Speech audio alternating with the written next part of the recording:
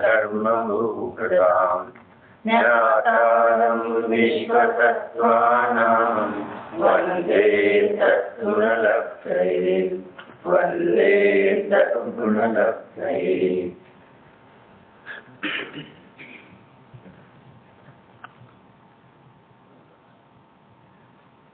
ಶಾಸ್ತ್ರಮಕಾಂಕ್ರಾಂತಿಗಳು ಇದೆಲ್ಲ ಇಂದಿಗೆ 2000 ವರ್ಷಗಳ ತಿರುಗುವಾಗ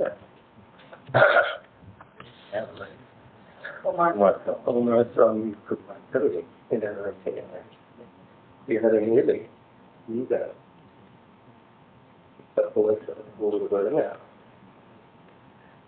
ರಾಮ್ಜಿ ಭಾಯಿ ಅನ್ನವರ ಗುಜರಾತ್ ಒಳಗೆ ಗೀತ ಬರ್ತದೆ. ಅದರದ್ದೇ ಕನ್ನಡ ಅನ್ನುವ ಈಗ ಮೊದಲನೇ ಅಧ್ಯಾಯದ ಮೊದಲನೇ ಪರಿಶಿಷ್ಟಿ ಸಮ್ಯಕ್ ದರ್ಶನವೆಂದರೆ ಪ್ರಶ್ನೆ. ಈ ಪ್ರಶ್ನೆಗ ಉತ್ತರ ಜೀವ ದ್ರವ್ಯದ ಶ್ರದ್ಧಾಗುಣದ ಶುದ್ಧ ಪರ್ಯಾಯ ಇರ ಸಮ್ಯಕ್ ದರ್ಶನ. ಏನು ಹೇಳ್ತಾರೆ? ಜೀವ ದ್ರವ್ಯದ ಶ್ರದ್ಧಾಗುಣದ ಶುದ್ಧ ಪರ್ಯಾಯ ಏನಿದೆ ಇದು ಸಮ್ಯಕ್ ದರ್ಶನ. ಇಲ್ಲಿ ಜೀವ ದ್ರವ್ಯ ಹೇಳ್ರಿ, ಶ್ರದ್ಧಾ ಗುಣ ಹೇಳ್ರಿ, ಮತ್ತೆ ಶುದ್ಧ ಪರ್ಯಾಯ ಹೇಳ್ರಿ, ಪರ್ಯಾಯ. ಇಲ್ಲಿ 3 ಪ್ರಮೇಯ ಅದಾವೆ. ಈಗ ಹೋದ್ಸಲ ಏತಿ ಅಂದ್ರೆ ಭೇದ ವಿಜ್ಞಾನಕ್ಕೆ ಬಂದಿನ ಅಂತೈತಿ. ಸಮ್ಯಕ್ ದರ್ಶನದ ಪ್ರಾಪ್ತಿ ಆಗ್ಬೇಕಾದ್ರೆ ಅಥವಾ ಧರ್ಮದ ಆರಂಭ ಆಗ್ಬೇಕಾದ್ರೆ ಪ್ರಾರಂಭದೊಳಗೆ ಏನ್ ಬೇಕು? ಭೇದ ವಿಜ್ಞಾನ ಬೇಕು ಅಂತ. ಈ ಭೇದ ವಿಜ್ಞಾನ ಯಾವುದ್ರೊಳಗೆ ಭೇದ ವಿಜ್ಞಾನ ಮಾಡುವುದ? ಭೇದ ವಿಜ್ಞಾನದ ವ್ಯಾಖ್ಯಾ ಏನಾಗಿದೆ ನಾವು ಆಗಮದೊಳಗ, ಮತ್ತ ನಾವೇನ್ ತಿಳ್ಕೊಂಡಿವಿ ಇದರ ಪರಿಚಯ ಮಾಡಿಕೊಳ್ಳೋದು. ವಾಸ್ತವಿಕವಾಗಿ ಸಮಯ ಶಾಸ್ತ್ರದೊಳಗ ಈ ಮಾತನ್ನ ಉಪಸ್ಥಿತ ಮಾಡಿದ್ದಾರೆ. ಇಲ್ಲಿ ಸಂವರಾಧಿಕಾರದ ಕೊನೆಯೊಳಗೆ ಅಂದ್ರೆ 130ನೇ ಮತ್ತು 31ನೇ ಕಂಡಿಸಿದೊಳಗ ಈ ಭೇದ ವಿಜ್ಞಾನದ ಮಾತ. ಭೇದ ವಿಜ್ಞಾನ ಸಿದ್ಧ ವಿರೋಧೀಚವ. ಯಾರು ಭೇದ ವಿಜ್ಞಾನ ಮಾಡಿದರೆ ಅವರೇ ಸಿದ್ಧ ಆಗಿದ್ದಾರೆ. ಯಾರು ಭೇದ ವಿಜ್ಞಾನದ ಅಭಾವ ಇದೆ ಯಾರಲ್ಲಿ ಅವರ ಸಿದ್ಧ ಆಗಲಿಲ್ಲ, ಅರ್ಥ ಮೋಕ್ಷಕ್ಕೆ ಹೋಗ್ಲಿಲ್ಲ. ಅಂದ್ರೆ ಮೂಲತಃ ನಮಗ ಒಂದು ಭೇದ ವಿಜ್ಞಾನನ ಬೇಕು, ಉಳಿದಕ್ಕೆ ಯಾವುದೂ ಅವಶ್ಯಕತೆ ಇಲ್ಲ. ಹಾಗಾದ್ರೆ ಭೇದ ವಿಜ್ಞಾನ ಎಲ್ಲಿ ನೋಡುವುದ ಅಂದ್ರೆ 30ನೇ ಪ್ರದೇಶದೊಳಗೆ ಹೇಳ್ತಾರು ಭೇದ ವಿಜ್ಞಾನ ಅವಿಚ್ಛಿನ್ನ ಧಾರೆಯ ಜ್ಞಾನದೊಳಗೆ ಸ್ಥಿರವಾಗುವವರೆಗೆ ಅವಿಚ್ಛಿನ್ನ ಧಾರಾ ರೂಪದಿಂದ ಭೇದ ವಿಜ್ಞಾನ ಮಾಡಬೇಕು ಅಂತಾರೆ. ಅಂದ್ರೆ ಅಖಂಡ ಧಾರಾ ಪ್ರವಾಹ ಯಾವ ಪ್ರಕಾರ ಪ್ರವಹಿಸ್ತಿದೆಯೋ ಅದೇ ಪ್ರಕಾರ ನಿರಂತರ ಜ್ಞಾನದೊಳಗನ ಸ್ಥಿರ ಉಳಿದ ಇದು ಭೇದ. ಈ ಜ್ಞಾನದೊಳಗನ ಸ್ಥಿರ ಉಳಿದ ಇದಕ್ಕೆ ಭೇದ ವಿಜ್ಞಾನ ಅಂತ ಹೇಳಿ ಸಮಯ ಶಾಸ್ತ್ರದೊಳಗೆ ಅಮೃತಚಂದ್ರಾಚಾರ್ಯ ಹೇಳಿ. ಆದ್ರೆ ಇಲ್ಲಿ ಏನ್ ಹೇಳ್ತಾರು? ಪಂಚಾಯತಿ ಕಾಯದೊಳಗೆ ಏನ್ ಹೇಳ್ತಾರು? ಸಮಯ ಶಾಸ್ತ್ರದೊಳಗೆ ಏನ್ ಹೇಳ್ತಾರು? ಅಂದ್ರೆ ಸಂಪೂರ್ಣ ಜನಾದನ ಎಲ್ಲ ಒಂದು ಭೇದ ವಿಜ್ಞಾನದಿಂದನ ಐತಿ. ಭೇದ ವಿಜ್ಞಾನ ಇಲ್ಲದ ಅಂದ್ರೆ ಯಾವ ಜೀವಕ್ಕ ತನ್ನ ಸ್ವರೂಪದ ಪರಿಚಯನ ಆಗುದಿಲ್ಲ. ಹಾಗಾದ್ರೆ ಭೇದ ವಿಜ್ಞಾನ ನಾವು ಯಾವುದರ ಜೊತೆ ಮಾಡ್ತಾ ಇದ್ದೀವಿ? ನಿಜವಾಗಿ ಪರ ಪದಾರ್ಥದ ಕೂಡ ಭೇದ ವಿಜ್ಞಾನ ಮಾಡೋದ? ಪರ ಪದಾರ್ಥದಿಂದ ನಾನು ಭಿನ್ನ ಇದ್ದೇನೆ ಈ ಪ್ರಕಾರ ಭೇದ ವಿಜ್ಞಾನ ಮಾಡೋದ ರೂಢಿ ಇದ್ದರೆ, ಆದ್ರೂ ಈ ರೂಢಿ ಕೂಡ ಪರ ಪದಾರ್ಥದಿಂದ ಭಿನ್ನ ಆಗೋದ. ಹಾಗಾದ್ರೆ ಪರ ಪದಾರ್ಥ ಅಂದ್ರೆ ಏನ ನಾವು ತಿಳ್ಕೊಂಡಿಲ್ಲ. ಯಾವುದಕ್ಕೆ ಪರ ಅನ್ಬೇಕು ಮತ್ತ ಯಾವುದಕ್ಕೆ ಸ್ವ ಅನ್ಬೇಕು ಇದರ ಪ್ರಶ್ನೆ ನಮ್ಗಿಲ್ಲ. ಪರ ಯಾವ್ದ ಅಂದ್ರೆ ಉದ್ಗಲ ಅಸ್ಥಿ 6 ದ್ರವ್ಯ 5 ಅಸ್ಥಿಕಾಯದೊಳಗ 6 ದ್ರವ್ಯದೊಳಗ ಒಂದು ಪುದ್ಗಲ ಮೊದಲನೇದ ಯಾವ್ದ? ಜೀವಾಸ್ಥಿಕಾಯ, ಆಮೇಲೆ ಪುದ್ಗಲ ಅಸ್ಥಿಕಾಯ. 2 ದ್ರವ್ಯದವರು ಧರ್ಮ ಅಧರ್ಮ ಆಕಾಶ ಇವು ಯಾವುದೇ ಪ್ರಕಾರದಿಂದ ನಮಗ ಬಾಧೆ ಮಾಡುವುದಿಲ್ಲ. ಹಾಗಾದ್ರೆ ಪುದ್ಗಲ ಅಸ್ಥಿಕಾಯ ಅಂದ್ರೆ ಏನ? ಶುದ್ಧ ಪರಮಾಣು ಏನೈತಿ ಅದೇನೈತಿ? ಪುದ್ಗಲ ಶುದ್ಧ ಪರಮಾಣು ಇದು ಉದ್ಗಲಿದೆ ಮತ್ತ ಅದರದ ಸ್ಕಂದರೂಪ ಆಗುವುದ ಅವಸ್ಥೆ ಇದೇನೈತಿ ಉದ್ಗಲಾಸ್ತಿಕಾಯಿ ಅಂದ್ರೆ ಇದು ನಮ್ಮ ಹೃದಯದೊಳಗೆ ನಿಶ್ಚಿತ ಉಳಿದಿದ್ರಿ ಏನ ಶುದ್ಧ ಪರಮಾಣು ಇದು ದ್ರವ್ಯ ಇದೆ ಪರಮಾಣು ಇದು ದ್ರವ್ಯ ಇದೆ ಆ ಪರಮಾಣುದ ಸ್ಕಂದ ರೂಪದ ಅವಸ್ಥೆ ಆಗೋದ ಅದ ಉದ್ಗಲಾಸ್ತಿಕಾಯ ಅಂದ್ರೆ ಉದ್ಗಲಾಸ್ತಿಕಾಯದ ನಿರ್ಣಯ ನಮ್ಮಲ್ಲಿ ಪಕ್ಕ ಬೇಕು ಏನ ಪರಮಾಣು ಇದು ಸ್ವಯಂ ದ್ರವ್ಯ ಇದೆ ಆ ದ್ರವ್ಯ ಪರಮಾಣು ದ್ರವ್ಯದ ಸ್ಕಂದರೂಪ ಅವಸ್ಥೆ ಆಗೋದ ಅಂದ್ರೆ 10,000 100,000 1,000 ಈ ಪರಮಾಣುಗಳ ಏಕರೂಪ ಆಗೋದ ಅದಕ್ಕೇನಂತದ್ದು ಉದ್ಗಲಾಸ್ತಿಕಾಯ ಅಂತ ಪರಮಾಣುಗಳ ಏಕರೂಪ ಅವಸ್ಥೆ 10,000 100,000 1,000 ಅಸಂಖ್ಯ ಈ ಪ್ರಕಾರ ಪರಮಾಣುಗಳ ಅವಸ್ಥೆ ಏಕತ್ರ ಆಗಿ ಅವಸ್ಥೆ ಆಗೋದ ಗಲನ ಪೂರಣ ಇದು ಪರಮಾಣು ಸ್ವಭಾವನ ಐತಿ ಯಾವ ಪ್ರಕಾರ ಪರಮಾಣು ಸ್ವಭಾವ ಇದೆ ಆ ಪ್ರಕಾರ ಜೀವದ ಸ್ವಭಾವ ಇಲ್ಲ ಒಂದು ಜೀವ ಇನ್ನೊಂದು ಜೀವ ಕೂಡ ಆಗುದು ಆಮೇಲೆ ಒಂದು ಉದ್ಗದೊಳಗನ ಉದ್ಗದ ಗಲನ ಪೂರ್ಣ ಭಿನ್ನ ಆಗುದ ಮತ್ತ ಏಕತ್ರ ಆಗುದ ಇದೇನೈತಿ ಉದ್ಗದ ಸ್ವಭಾವ ಐತಿ ಉದ್ಗದ ಶಬ್ದದ ವ್ಯಾಖ್ಯಾನ ಐತಿ ಒಂದು ಉದ್ಗದನ ಆಗ್ತೈತಿ ಉಳಿದು ಯಾವುದು ಆಗುದಿಲ್ಲ ಈ ಪ್ರಕಾರ ಉದ್ಗದ ಏನ್ ಮಾಡ್ತೀವಿ ಶುದ್ಧ ದ್ರವ್ಯ ಇರುವಂತ ಶುದ್ಧ ಪರಮಾಣು ಇರುವಂತದ ಅದು ಇನ್ನೊಂದು ಶುದ್ಧ ಪರಮಾಣು ಜೊತೆ ಸ್ಕಂದ ರೂಪದಿಂದ ಕೂಡ್ತಿದ್ರಿ ಆ ಕೂಡಿದಂತ ಅವಸ್ಥೆ ಏನಾಗ್ತಿದ್ದೀವಿ ಆ ಅವಸ್ಥೆ ಏನೈತಿ ಉದ್ಗಲಾಸ್ತಿಕಾಯ ಅಂದ್ರೆ ಬಹುಪ್ರರೀತಿ ಇದಕ್ಕೆ ಅಸ್ತಿಕಾಯ ಇನ್ನು ಜೀವಾಸ್ತಿಕಾಯದ ಮಾತ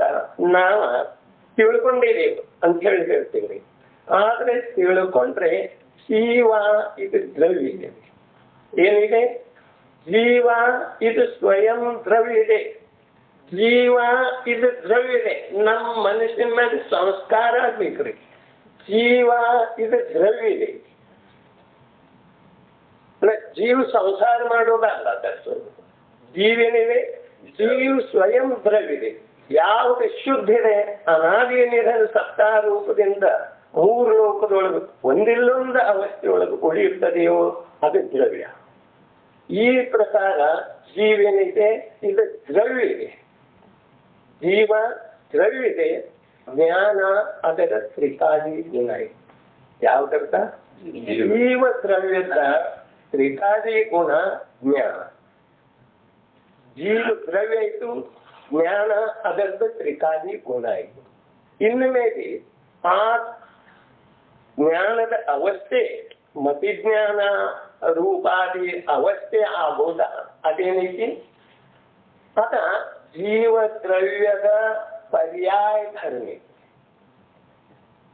ಯಾವ ಪ್ರಕಾರ ಉದ್ಗಲದ ಗಲನ ಪೂರಣ ಸ್ವರೂಪ ಐತಿ ಅದೇ ಪ್ರಕಾರ ಜೀವ ದ್ರವ್ಯದ ಏನೈತಿ ಜ್ಞಾನ ರೂಪದ ವಿಕಾಸ ಜ್ಞಾನದ ಗುಣ ಇದೆ ಅದರದ್ದು ವಿಕಾಸ ರೂಪವಾಗಿ ಮತಿಜ್ಞಾನದ ಅವಸ್ಥೆ ಆಗೋದ ಮತಿಜ್ಞಾನದ ಅವಸ್ಥೆ ಆಗೋದ ಅದೇನೈತಿ ಜೀವದ ಪರ್ಯಾಯ ಧರ್ಮ ಯಾವ ಪ್ರಕಾರ 2 ಪರಮಾಣು ಕೂಡೋದ ಅವರ ಧರ್ಮ ಇದೆಯೋ ಅದೇ ಪ್ರಕಾರ ಜೀವದ ಧರ್ಮ ಏನೈತಿ ಪರ್ಯಾಯ ರೂಪದಿಂದ ಪರಿಣಾಮ ಇದ ಜೀವ ದ್ರವ್ಯದ ಧರ್ಮ ಏನೈತಿ ಪರ್ಯಾಯ ಧರ್ಮ ನೋಡ್ರಿ ಈ ಪರ್ಯಾಯ ಧರ್ಮದ ವ್ಯಾಖ್ಯಾನ ಇದೆ ಪರ್ಯಾಯ ಇದು ಧರ್ಮ ಇದೆ ಅಂದ್ರೆ ಏನೈತ್ರಿ ಪರ್ಯಾಯವನ್ನು ಬಿಟ್ಟು ಧರ್ಮ 3 ಲೋಕದೊಳಗೆ ಯಾವುದ್ರೊಳಗೂ ಇಲ್ರಿ ಏನ್ ಹೇಳ್ತಾರು ಜೀವ ಇದು ದ್ರವ್ಯ ಇದೆ ಜೀವ ಇದು ದ್ರವ್ಯ ಜ್ಞಾನ ಆ ಜೀವದ ತ್ರಿಕಾಲಿ ಗುಣ ಹೌದಾ ಮತ್ತೆ ಇನ್ನ ಆ ಜ್ಞಾನದ ಅಥವಾ ಜೀವ ದ್ರವ್ಯದ ಮತಿಜ್ಞಾನಾದಿ ರೂಪದ ಅವಸ್ಥೆ ಆಗೋದ ಅದ ಜೀವದ ಪರ್ಯಾಯ ಧರ್ಮ ಏನ್ ಪರ್ಯಾಯ ಧರ್ಮಕ್ಕೆ ಮತಿಜ್ಞಾನ ಮೊದಲಾದವುಗಳ ಅವಸ್ಥೆ ಆಗಿದೆ ಯಾವ ಪ್ರಕಾರ ಗುಣ ಇದೆಯೋ ಆ ಗುಣದ ಪ್ರಕಾರಣ ಅವಸ್ಥೆ ಪ್ರಗಟ ಆಗೋದ ಇದ ಜೀವದ ಪರ್ಯಾಯ ಧರ್ಮ. ಜೀವದ ಪರ್ಯಾಯ ಧರ್ಮ, ಪರ್ಯಾಯ ಐತಿ, ಆ ಪರ್ಯಾಯದೊಳಗನ ಧರ್ಮ ಏನೈತಿ? ಜೀವದ ಪರ್ಯಾಯ ಧರ್ಮ ಐತಿ. ಜೀವದ ಪರ್ಯಾಯ ಇದೆ, ಇದು ಸತ್ಯ. ಆದ್ರೆ ಆ ಪರ್ಯಾಯದೊಳಗನ ಧರ್ಮ ಇದೆ, ದ್ರವ್ಯದೊಳಗ ಧರ್ಮ ಇಲ್ಲ, ಗುಣದೊಳಗೆ ಧರ್ಮ ಇಲ್ಲ. ಈ ಪ್ರಕಾರ ಜೀವದ ಪರ್ಯಾಯ ಧರ್ಮ ಏನೈತಿ? ಮತಿಜ್ಞಾನಾದಿ ರೂಪದ ಅವಸ್ಥೆ ಆಗೋದು, ಪರಿಣಾಮನಾಗೋದ. ಮತಿಜ್ಞಾನಾದಿ ರೂಪದಿಂದ ಪರಿಣಮಿತ ಆಗೋದ ಇದ ಜೀವದ ಪರ್ಯಾಯ ಧರ್ಮ ಕೊಡಿ. ಈ ಪ್ರಕಾರ ದ್ರವ್ಯ, ಗುಣ ಮತ್ತು ಪರ್ಯಾಯ ಏನ? ದ್ರವ್ಯ, ಗುಣ ಮತ್ತು ಪರ್ಯಾಯ ಇವು ಮೂರದುವೆ. ಇವು ದ್ರವ್ಯ, ಗುಣ ಮತ್ತ ಮತಿಜ್ಞಾನಾದಿ ಪರ್ಯಾಯ. ಈ ಪ್ರಕಾರ ದ್ರವ್ಯ, ಗುಣ ಮತ್ತು ಪರ್ಯಾಯ ಈ ರೂಪದ ಅವಸ್ಥೆ ಯಾವ್ದಾಗ್ತಿದೆಯೋ ಏನ? ಜೀವರೂಪದ ದ್ರವ್ಯ, ಗುಣ ಮತ್ತು ಪರ್ಯಾಯ ಈ ಮೂರರ ಏಕತೆಯ ರೂಪದ ಯಾವ ಅವಸ್ಥೆ ಇದೆಯೋ, ಮೂರರ ದ್ರವ್ಯ, ಗುಣ, ಪರ್ಯಾಯ ಈ ಮೂರರ ಏಕತೆಯ ರೂಪದ ಯಾವ ಅವಸ್ಥೆ ಇದೆಯೋ ಆ ಅವಸ್ಥೆ ಅಂದ್ರೆ ಈ ದ್ರವ್ಯ, ಗುಣ ಮತ್ತು ಪರ್ಯಾಯ ಇವು ಮೂರು ಏಕತ್ರ ಆಗೋದ ಏನಿದೆ? ಅದು ಜೀವಾಸ್ತಿಕಾಯದ ಸ್ವರೂಪ. ಏನಿದೆ? ಅದು ಜೀವಾಸ್ತಿಕಾಯದ ಸ್ವರೂಪ. ಯಾವ ಪ್ರಕಾರ ಪರಮಾಣು ಒಂದೇ ಇದೆ, ಆದ್ರೆ ಅದರೊಳಗ ಅನಂತ ಪರಮಾಣುಗಳ ಮಿಶ್ರಣ ಆಗಿ ಏಕರೂಪದ ಅವಸ್ಥೆ ಆಗೋದ ಅದ ಉದ್ಗಲ ಅಸ್ತಿಕಾಯಿತಿ. ಅದೇ ಪ್ರಕಾರ ಅಲ್ಲಿ ಪರಮಾಣು ಕೂಡ ಏನ್ ಏಕತ್ರಿತ ಆಗಿದವು ಅವೆಲ್ಲ ಶುದ್ಧದ. ಇದನ್ನ ಲಕ್ಷಣ ಅಶುದ್ಧ ಪರಮಾಣುದ ಪ್ರಶ್ನೆ, ಅವೆಲ್ಲ ಶುದ್ಧ ಪರಮಾಣು. ಅದೇ ಪ್ರಕಾರ ಇಲ್ಲಿ ಜೀವಾಸ್ತಿಕಾಯದ ಸ್ವರೂಪ ಉಪಲಬ್ಧ ಆಗ್ಬೇಕಾದ್ರೆ ನಮಗ ಜೀವಾಸ್ತಿಕಾಯದ 5 ಅಸ್ಥಿಕಾಯದೊಳಗೆ 2 ಅಸ್ಥಿಕಾಯ ಮುಖ್ಯ. ಜೀವಾಸ್ತಿಕಾಯದ ಸ್ವರೂಪ ಪ್ರಗಟ ಆಗ್ಬೇಕಾಯ್ತು ಅಂದ್ರೆ ಏನ್ ಹೇಳ್ತಾರೆ ಇಲ್ಲಿ?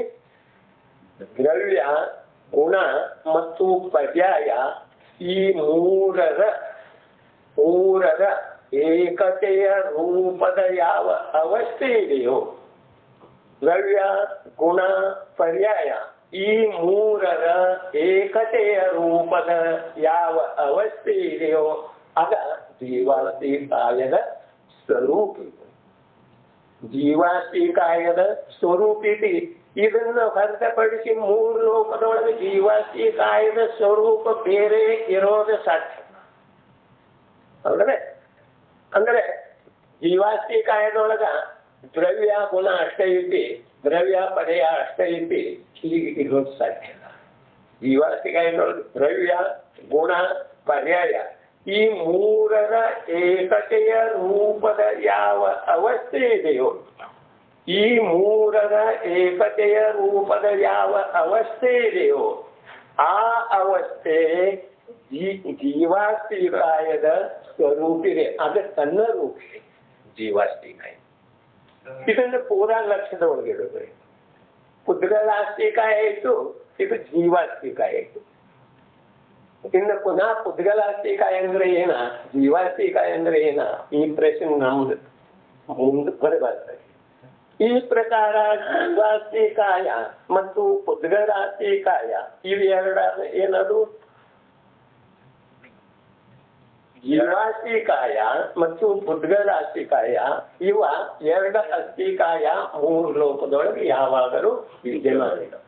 ಈ 2 ಅಸ್ಥಿಕಾಯದೊಳಗ ಅಂದ್ರೆ ಜೀವಾಸ್ತಿಕಾಯ ಮತ್ತು ಪುದ್ಗಲಾಸ್ತಿಕಾಯದೊಳಗ ಭೇದ ಜ್ಞಾನ ಮಾಡೋದ. ಇದಕ್ಕ ನಾವು ಭೇದ ಜ್ಞಾನ ಅಂತೇಳಿ ತಿಳ್ಕೊಂಡಿದ್ದೀವಿ. ಜೀವಾಸ್ತಿಕಾಯದ ಸ್ವರೂಪ ಮತ್ತ ಪುದ್ಗಲಾಸ್ತಿಕಾಯದ ಸ್ವರೂಪ ಇವೆರಡೂ ಭಿನ್ನ ಅದಾವು. ಇವೆರಡರಲ್ಲೇ ಭಿನ್ನತೆ ಮಾಡೋದ, ಇವೆರಡನ್ನ ಬೇರೆ ಬೇರೆಯಾಗಿ ತಿಳಿದ, ಇದಕ್ಕೆ ಭೇದ ಜ್ಞಾನ ಅಂತ ಹೇಳಿ ನಾವು ತಿಳ್ಕೊಂಡಿದ್ದೀವಿ. ಆಗಮದೊಳಗೆ ಹೀಗೆ ಇದೆ, ಆಗಮದೊಳಗೆ ಹೀಗೆ ಇದೆ, ಆಗಮದೊಳಗೆ ಈಗ ಇದೆ, ಅದನ್ನ ನಾವು ತಿಳ್ಕೊಂಡಿದ್ದೀವಲ್ಲ, ಇಲ್ಲದನ್ನ ನಾವು ತಿಳ್ಕೊಂಡಿಲ್ಲ. ಆದರೆ ಜೀವಾಸ್ತಿ ಕಾಯದ ಸ್ವರೂಪ ಭಿನ್ನ ಇದೆ, ಸಿದ್ಧದಾಸ್ತಿ ಕಾಯದ ಸ್ವರೂಪ ಭಿನ್ನ ಇದೆ. ಇಷ್ಟ ಮಾತ್ರ ಭೇದ ಜ್ಞಾನ ಮಾಡುವುದರಿಂದ ನಮಗ ಸಮ್ಯಕ್ ದರ್ಶನ ಪ್ರಾಪ್ತಿ ಆಗ್ಬೇಕು. ನಮಗೆ ಸಮ್ಯಕ್ ದರ್ಶನದ ಪ್ರಾಪ್ತಿ ಆಗದೆ ಇದ್ರೆ ಈ ಭೇದ ಜ್ಞಾನದೊಳಗ ಏನಾದರೂ ದೋಷ ಇರಬಹುದು. ಆಗಮದೊಳಗ ಎಲ್ಲಾ ಕಡೆ ಬರೋದು ಹೀಗೆ ಏನೈತಿ, ಜೀವಾಸ್ತಿಕಾಯ ಮತ್ತು ಪುದ್ಗಲಾಸ್ತಿಕಾಯ ಇವೆರಡರ ಮಧ್ಯದೊಳಗ ಭೇದ ಮಾಡೋದ, ಇದು ಭೇದ ಜ್ಞಾನ ಅಂತ. ಆದ್ರೆ ನಾವು ಜೀವಾಸ್ತಿಕಾಯ ಮತ್ತು ಪುದ್ಗಲಾಸ್ತಿಕಾಯವನ್ನ ಭಿನ್ನ ಭಿನ್ನವಾಗಿ ತಿಳ್ಕೊಂಡಿದ್ದೇವಂದ್ರೆ, ಭಿನ್ನ ಭಿನ್ನವಾಗಿ ಈ ಬಾಹ್ಯದೊಳಗಿನ ಪುದ್ಗಲಾಸ್ತಿಕಾಯವನ್ನ ಭಿನ್ನವಾಗಿ ತಿಳ್ಕೊಂಡಿದ್ದೀವಿ. ಆದ್ರೆ ಏಕ ಕ್ಷೇತ್ರಾವಗಾಹ ರೂಪದಿಂದ ಇರುವಂತಹ ಈ ಶರೀರ ರೂಪದ ಪುದ್ಗಲಾಸ್ತಿಕಾಯ ಮತ್ತು ಜೀವರೂಪದ ಜೀವಾಸ್ತಿಕಾಯ ಇವೆರಡನ್ನು ಭಿನ್ನವಾಗಿ ನಾವು ತಿಳ್ಕೊಂಡೇವೆ. ಇವೆರಡನ್ನು ಭಿನ್ನವಾಗಿ ತಿಳ್ಕೊಳ್ಳುವುದರಿಂದ ನಿಜವಾಗಿ ಭೇದ ಜ್ಞಾನ ಆಗ್ತೈತೆ ಅಂತ. ಪರಪದಾರ್ಥಗಳನ್ನ ಭಿನ್ನವಾಗಿ ತಿಳ್ಕೊಳ್ಳುವುದರಿಂದ ಅದರಿಂದ ಆ ಭೇದ ಜ್ಞಾನದಿಂದ ನಮಗ ಸಮ್ಯಕ್ ದರ್ಶನದ ಅಥವಾ ಮೋಕ್ಷ ಮಾರ್ಗದ ಪ್ರಾಪ್ತಿ ಆಗುವುದಿಲ್ಲ ಇದಾಯ್ತು. ಹಾಗಾದ್ರೆ ಯಾವ ಜೀವಾಸ್ತಿಕಾಯ ಮತ್ತು ಪುದ್ಗಲಾಸ್ತಿಕಾಯ ಏಕ ರೂಪದಿಂದ ನಮ್ಮ ಎದುರಿಗೆ ವಿದ್ಯಮಾನ ಇದೆ, ಆ ಏಕ ರೂಪದಿಂದ ಎರಡು ಅಸ್ಥಿಕಾಯಗಳನ್ನ ಒಂದ ಅಸ್ಥಿಕಾಯದ ರೂಪದಿಂದ ಸ್ವೀಕಾರ ಮಾಡಿ ಎರಡನ್ನ ಏಕರೂಪದಿಂದ ಅನುಭವ ಮಾಡ್ತಾ ಇದ್ದೇವೆ. ಈ ಎರಡನ್ನೂ ಏಕರೂಪವಾಗಿ ಅನುಭವ ಮಾಡುವಂತ ಪುದ್ಗಲಾಸ್ತಿಕಾಯ ಮತ್ತು ಜೀವಾಸ್ತಿಕಾಯದೊಳಗ ನನ್ನಲ್ಲಿ ಶರೀರ ರೂಪದ ಪುದ್ಗಲಾಸ್ತಿಕಾಯ ಮತ್ತು ಜೀವ ರೂಪದ ಜೀವಾಸ್ತಿಕಾಯ ಇವು ಎರಡರ ಮಧ್ಯದಲ್ಲಿ ಭೇದ ಮಾಡಿದರೆ ನಮಗ ಆತ್ಮನ ಪ್ರಾಪ್ತಿ ಅಥವಾ ಶುದ್ಧ ಪರ್ಯಾಯದ ಉತ್ಪತ್ತಿ. ಮತಿಜ್ಞಾನದಿರ್ಲಿ, ಸಮ್ಯಜ್ಞಾನದಿರ್ಲಿ, ಶ್ರುತಜ್ಞಾನ, ಅವಧಿಜ್ಞಾನ, ಯಾವೇ ಪ್ರಕಾರದ ಜ್ಞಾನದ ಶುದ್ಧ ಪರ್ಯಾಯ ಇಷ್ಟ ಭೇದ ಜ್ಞಾನದಿಂದ ನಮಗ ಪ್ರಾಪ್ತ ಆಗ್ತಿದೆ. ಇದು ಪ್ರಶ್ನೆ. ಭೇದ ಜ್ಞಾನದ ವ್ಯಾಖ್ಯಾಂತೂ ಆಗಮದೊಳಗೆ ಇದೇ ಪ್ರಕಾರ. ಭೇದ ವಿಜ್ಞಾನತಃ ಸಿದ್ಧ, ಅದೇನು ಹೇಳು, ನಾವು ಇಲ್ಲಿ ಭೇದ ಜ್ಞಾನ, ಅಲ್ಲಿ ಭೇದ ವಿಜ್ಞಾನ. ಭೇದ ವಿಜ್ಞಾನತಃ ಸಿದ್ಧ, ಸಿದ್ಧಾಯಿ ಯಾವ ಭೇದ ವಿಜ್ಞಾನ ಮಾಡ್ತಾನೆ, ಭೇದ ವಿಜ್ಞಾನ ಮಾಡ್ತಾನೆ, ಅವನು ಸಿದ್ಧಾರ್ಥ. ಇಲ್ಲಿ ನಾವೇನ್ ಮಾಡ್ತೇವೆ, ಇಲ್ಲಿ ಜೀವಾಸ್ತಿಕಾಯ ಮತ್ತು ಪುದ್ಗಲಾಸ್ತಿಕಾಯದೊಳಗೆ ಭೇದ ಮಾಡಿದ್ದೀವಿ. ಏನ್ ಮಾಡ್ತೀವಿ, ಜೀವಾಸ್ತಿಕಾಯದೊಳಗ ಪುದ್ಗಲಾಸ್ತಿಕಾಯದೊಳಗ ಭೇದ ಮಾಡಿದ್ದೀವಿ. ಭೇದ ಮಾಡಿ ಎರಡನ್ನೂ ಬೇರೆ ಬೇರೆ ಇವೆ ಅಂತ ಹೇಳಿ ವಿಕಲ್ಪ ಪೂರ್ವಕ ಅಥವಾ ಆಗಮ ಜ್ಞಾನದಿಂದ ತಿಳ್ಕೊಂಡು, ಹೀಗೆ ತಿಳ್ಕೊಳ್ಳುವುದರಿಂದ ನಮ್ಮ ಕಾರ್ಯ ಆಗಲಿಲ್ಲ. ಆದ್ರೆ ಅಲ್ಲಿ ಅಮೃತಚಂದ್ರಾಚಾರ್ಯರ ಒಂದು ಅದ್ಭುತ ಕಲಾ ಏನ್ ಪ್ರದರ್ಶನ ಮಾಡಿದರು, ಭೇದ ವಿಜ್ಞಾನ ಅಂತ. ಭೇದ ವಿಜ್ಞಾನ ಅಂದ್ರೆ ಜೀವಾಸ್ತಿಕಾಯ ಪುದ್ಗಲಾಸ್ತಿಕಾಯದೊಳಗ ಭೇದ ಮಾಡೋದ, ಇದು ಭೇದ ಜ್ಞಾನ ಆಯ್ತು. ಅವ್ರು ಏನ್ ಹೇಳಿದ್ರು, ಭೇದ ವಿಜ್ಞಾನ, ಭೇದ ವಿಶೇಷ ಜ್ಞಾನ, ಭೇದದ ವಿಶೇಷ ಜ್ಞಾನ. ಯಾವ ಜೀವಾಸ್ತಿಕಾಯ ಪುದ್ಗಲಾಸ್ತಿಕಾಯ ಇವೆರಡರ ಭೇದ ಮಾಡಿದ್ವಿ. ಏನ್ ಮಾಡಿದ್ವಿ, ಜೀವಾಸ್ತಿಕಾಯ ಪುದ್ಗಲಾಸ್ತಿಕಾಯ ಎರಡೂ ಭಿನ್ನ ಭಿನ್ನ ಇವೆ. ಈ ಪ್ರಕಾರ ನಾವೇನ್ ಮಾಡಿದೀವು, ಭೇದ ಮಾಡಿದೀವು, ಜ್ಞಾನ ಮಾಡಿಕೊಂಡು ಆಗಮದ ಮೂಲಕ ಆಗಲಿ ಅಥವಾ ಶ್ರದ್ಧದ ಮೂಲಕ ಆಗಲಿ ನಾವು ಭೇದ ಮಾಡಿದೀವು, ತಿಳ್ಕೊಂಡು. ಎಲ್ಲಿ ವಿಕಲ್ಪದೊಳಗೆ ತಿಳ್ಕೊಂಡೆವು. ಜೀವಾಸ್ತಿಕಾಯ ಭಿನ್ನಿದೆ, ಮತ್ತು ಉದ್ಗಲಾಸ್ತಿಕಾಯ ಭಿನ್ನಿದೆ. ಎರಡರ ಸ್ವರೂಪಗಳ ಮೇಲೆ ಒಂದು ಜಡ ಸ್ವರೂಪ ಇದೆ ಉದ್ಗಲಾಸ್ತಿಕಾಯ, ಇದು ಜೀವ ಚೈತನ್ಯ ಸ್ವರೂಪ ಇದೆ. ಈ ಪ್ರಕಾರ ಸ್ವಭಾವದಿಂದ ಕೂಡ ಎರಡು ಭಿನ್ನ ಭಿನ್ನ ಇವೆ. ಈ ಪ್ರಕಾರ ಜ್ಞಾನ ಮಾಡ್ಕೊಂಡಿವಿ ನಾವು. ಏನ್ ಜ್ಞಾನ ಮಾಡ್ಕೊಂಡಿವ್ರಿ?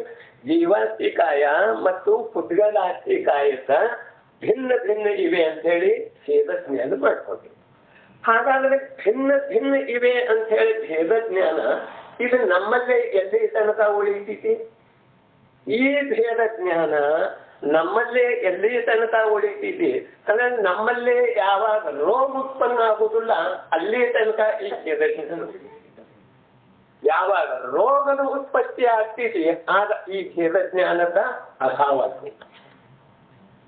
ಅದರ ಸಲುವಾಗಿ ಆಚಾರ್ಯ ಅಮೃತಚಂದ್ರಾಚಾರ್ಯ ಜೈನಾಚಾರ್ಯರ ಯಾವ ಒಂದು ಶಬ್ದದ ಮೂಲಕ ತತ್ವವನ್ನ ಪ್ರರೂಪಣೆ ಮಾಡ್ತಾರೆ, ಆ ಪ್ರರೂಪಣೆದೊಳಗ ಆ ಶಬ್ದದೊಳಗ ಒಂದೇ ಒಂದು ಅಕ್ಷರದ ಪ್ರಯೋಗ ಮಾಡುವುದರಿಂದ ಎಷ್ಟು ವಿಚಿತ್ರತೆ ಆಗ್ತೈತಿ ಇದನ್ನ ನಾವು ತಿಳ್ಕೊಳ್ತೀವಿ. ಭೇದ ವಿಜ್ಞಾನ, ಭೇದ ಜ್ಞಾನ, ಭೇದ ವಿಶೇಷ, ಭೇದದ ವಿಶೇಷದ ಜ್ಞಾನ ಮಾಡ್ತೇವೆ. ಇಲ್ಲಿ ಭೇದದ ವಿಶೇಷದ ಜ್ಞಾನ ಏನ ಈಗ ಹೇಳಿದ್ರೆ ಏನ ಶುದ್ಧ ಶುದ್ಧದ ದ್ರವ್ಯ ಅದ ಸ್ಕಂದ ರೂಪ ಆಗೋದ ಇದು ಭೇದದ ವಿಶೇಷ. ಅಂದ್ರೆ ನಾವ ಸ್ಕಂದ ಆದ ನಂತರ ಅದು ಪುದ್ಗಲ ಆಯ್ತು ಹೀಗಿಲ್ಲ. ಶುದ್ಧ ಪುದ್ಗಲ ಪರಮಾಣುನ ಶುದ್ಧ ಪುದ್ಗಲ ಐತಿ, ಈ ಸ್ಕಂದ ರೂಪದ ಅವಸ್ಥೆ ಇದ ಅಶುದ್ಧಿ. ಹೌದ್ರೆ ಇನ್ನ ಜೀವಾಸ್ತಿಕಾಯದೊಳಗ ದ್ರವ್ಯ ಗುಣ ಪರ್ಯಾಯ. ಜೀವ ದ್ರವ್ಯ ಐತಿ, ಜ್ಞಾನ ತ್ರಿಕಾಲಿ ಗುಣ ಐತಿ, ಮತ್ತ ಮತಿಜ್ಞಾನಾದಿ ರೂಪದ ಅವಸ್ಥೆ ಆಗೋದ ಅದ ಪರ್ಯಾಯ ಐತಿ. ಈ ಮೂರರ ಏಕತೆಯ ರೂಪದ ಯಾವ ಅವಸ್ಥೆ ಇದೆಯೋ ಆ ಅವಸ್ಥೆ ಜೀವಾಸ್ತಿಕಾಯದ ಸ್ವರೂಪ ಇದೆ. ಹೀಗೆ ನಾವ ತಿಳ್ಕೊಂಡು ಅದರೊಳಗನು ಭೇದ ಮಾಡಿ ತಿಳ್ಕೊಂಡು ಇದರೊಳಗನು ಭೇದ ಮಾಡಿ ತಿಳ್ಕೊಂಡು ಅದರೊಳಗೆ ಏನ್ ಭೇದ ಮಾಡಿ ತಿಳ್ಕೊಂಡು ಅನಂತ ಪರಮಾಣುಗಳ ಏಕ ಆಗೋದ ಅದು ಪುದ್ಗಲಾಸ್ತಿಕಾಯ. ಇಲ್ಲಿ ಏನ್ ತಿಳ್ಕೊಂಡಿದೆವು? ವಿಶೇಷ ಲಕ್ಷ್ಯ ಕೊಡುದು. ಇಲ್ಲಿ ಏನ್ ತಿಳ್ಕೊಂಡಿದೆವು? ದ್ರವ್ಯ ಗುಣ ಮತ್ತು ಪರ್ಯಾಯ. ದ್ರವ್ಯ ಗುಣ ಮತ್ತು ಪರ್ಯಾಯ. ಇಲ್ಲಿ ಯಾವುದರೊಳಗೆ ಅಶುದ್ಧತೆ ಪ್ರವೇಶ ಆಗಿತ್ತೆ ನಾನು ದ್ರವ್ಯ ಶುದ್ಧ ಇದೆ, ಗುಣ ಶುದ್ಧ ಇದೆ, ಅದರ ಮತಿಜ್ಞಾನ ರೂಪದ ಅವಸ್ಥೆ ಆಗೋದ ಅದು ಕೂಡ ಶುದ್ಧ ಇದೆ. ಅಂದ್ರೆ ಅಂತರ ಏನಾಯ್ತು? ಅಲ್ಲಿ ಎರಡು ಪುದ್ಗಲ ಪರಮಾಣು ಅಥವಾ ಅಸಂಖ್ಯ ಪುದ್ಗಲ ಪರಮಾಣುಗಳ ಸ್ಕಂದ ರೂಪದ ಅವಸ್ಥೆ ಆಗೋದ ಆ ಅವಸ್ಥೆ ಶುದ್ಧ ಪುದ್ಗಲ ದ್ರವ್ಯ ಅಲ್ಲ. ಹೌದ? ಅದ ಅಶುದ್ಧ ಪುದ್ಗಲ ದ್ರವ್ಯ. ಹಾಗಾದ್ರೆ ಇಲ್ಲಿ ಏನಾಗೈತಿ ನೋಡ್ರಿ, ವಿಶೇಷ ಗಮನ ಕೊಟ್ರೆ ನಮ್ದು ಕಾರ್ಯ ಆಗುದು. ಇಲ್ಲಿ ಏನ್ ಹೇಳ್ತಾರು? ಜೀವ ದ್ರವ್ಯ ಜ್ಞಾನ ರೂಪ ತ್ರಿಕಾಲಿ ಗುಣ ಅಭೇದ ರೂಪದಿಂದ ಇದೆ. ಜೀವ ದ್ರವ್ಯದ ಅನಂತ ಗುಣಗಳೆಲ್ಲ ಅಭೇದ ರೂಪದಿಂದ ಇವೆ. ಅಭೇದ ರೂಪದಿಂದ ಇವೆ ಅರ್ಥಾತ್ ಭೇದ ಮಾಡಿ ತಿಳ್ಕೊಳ್ಳುವ ಸಲುವಾಗಿ ಭೇದ ಮಾಡಿ ಕಥನ್ ಮಾಡುವುದಿದ್ರೆ ಈ ಭೇದ ಕೇವಲ ತಿಳ್ಕೊಳ್ಳುವ ಸಲುವಾಗಿ ಐತಿ, ಆದ್ರೆ ಸ್ವೀಕಾರ ಮಾಡುವ ಸಲುವಾಗಿ ಭೇದ ಇಲ್ಲ. ಏನೈತಿ? ಭೇದ ಕೇವಲ ತಿಳ್ಕೊಳ್ಳುವ ಸಲುವಾಗಿ ಐತಿ. ಜೀವ ಬೇರೆ ಮತ್ತು ಜ್ಞಾನ ಗುಣ ಬೇರೆ ಹೀಗಲ್ಲ. ಜೀವ ಮತ್ತು ಜ್ಞಾನ ಏಕರೂಪಿದೆ.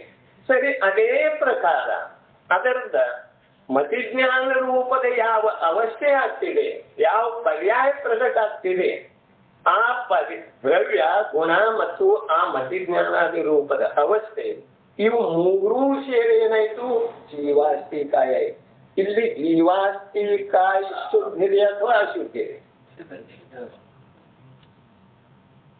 ಏನಾಯ್ತದೆ ಅಂದ್ರೆ ಜೀವ ದ್ರವ್ಯ ಶುದ್ಧ, ಗುಣ ಶುದ್ಧ.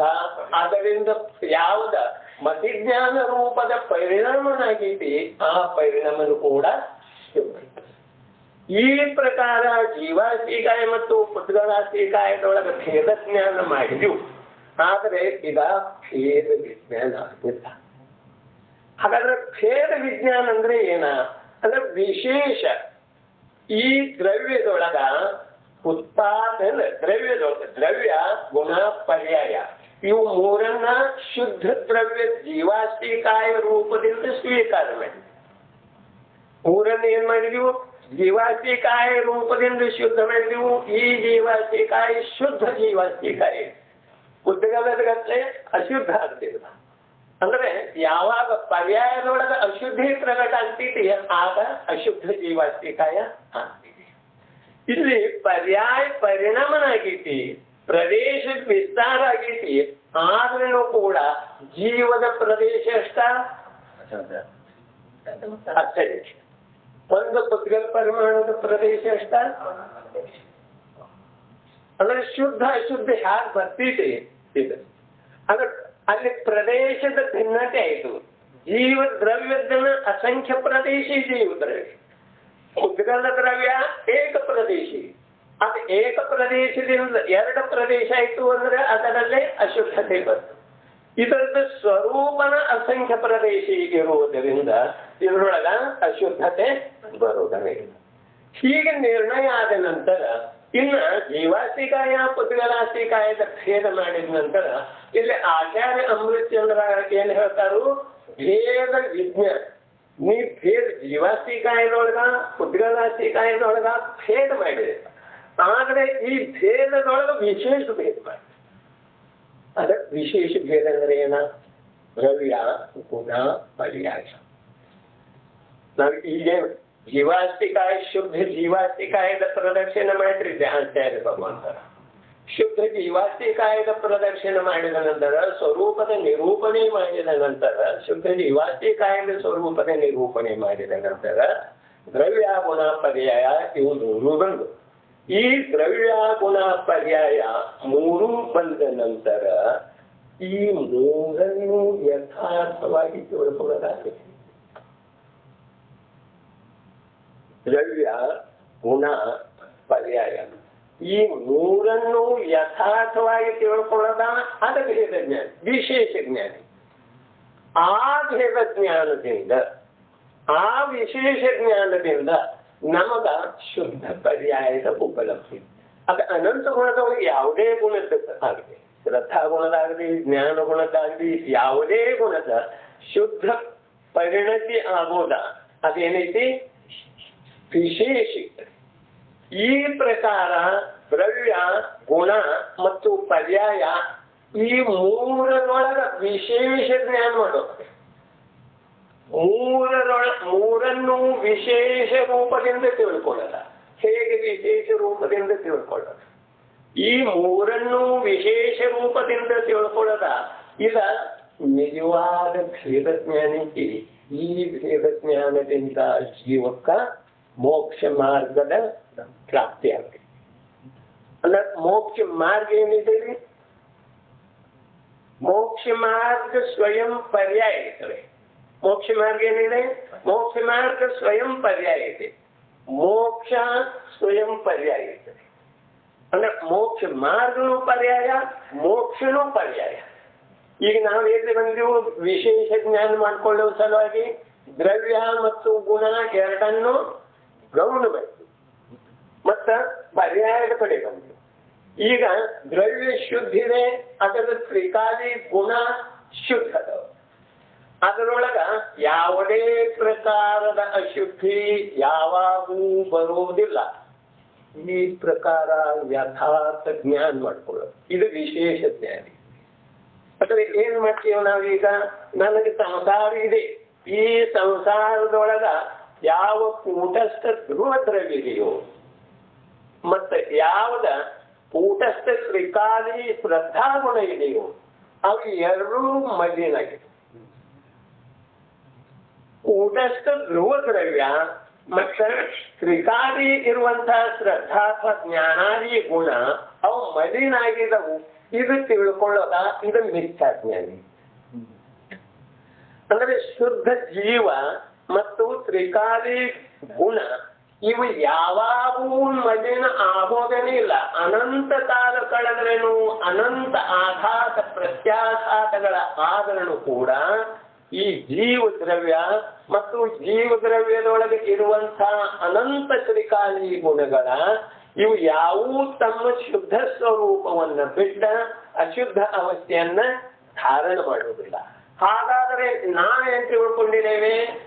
ಈಗ ನಮಗೆ ಸಂಸಾರಿದೆ, ಈ ಸಂಸಾರದೊಳಗ ನಮ್ಮ ಜೀವ ಕೆಟ್ಟ ಹೋಗಿದ್ದಾನೆ, ಜೀವ ದ್ರವ್ಯ ಕೆಟ್ಟ ಹೋಗಿದ್ದಂತೆ, ಜ್ಞಾನ ಗುಣ ಭ್ರಷ್ಟ ಆಗಿದ್ದಂತೆ.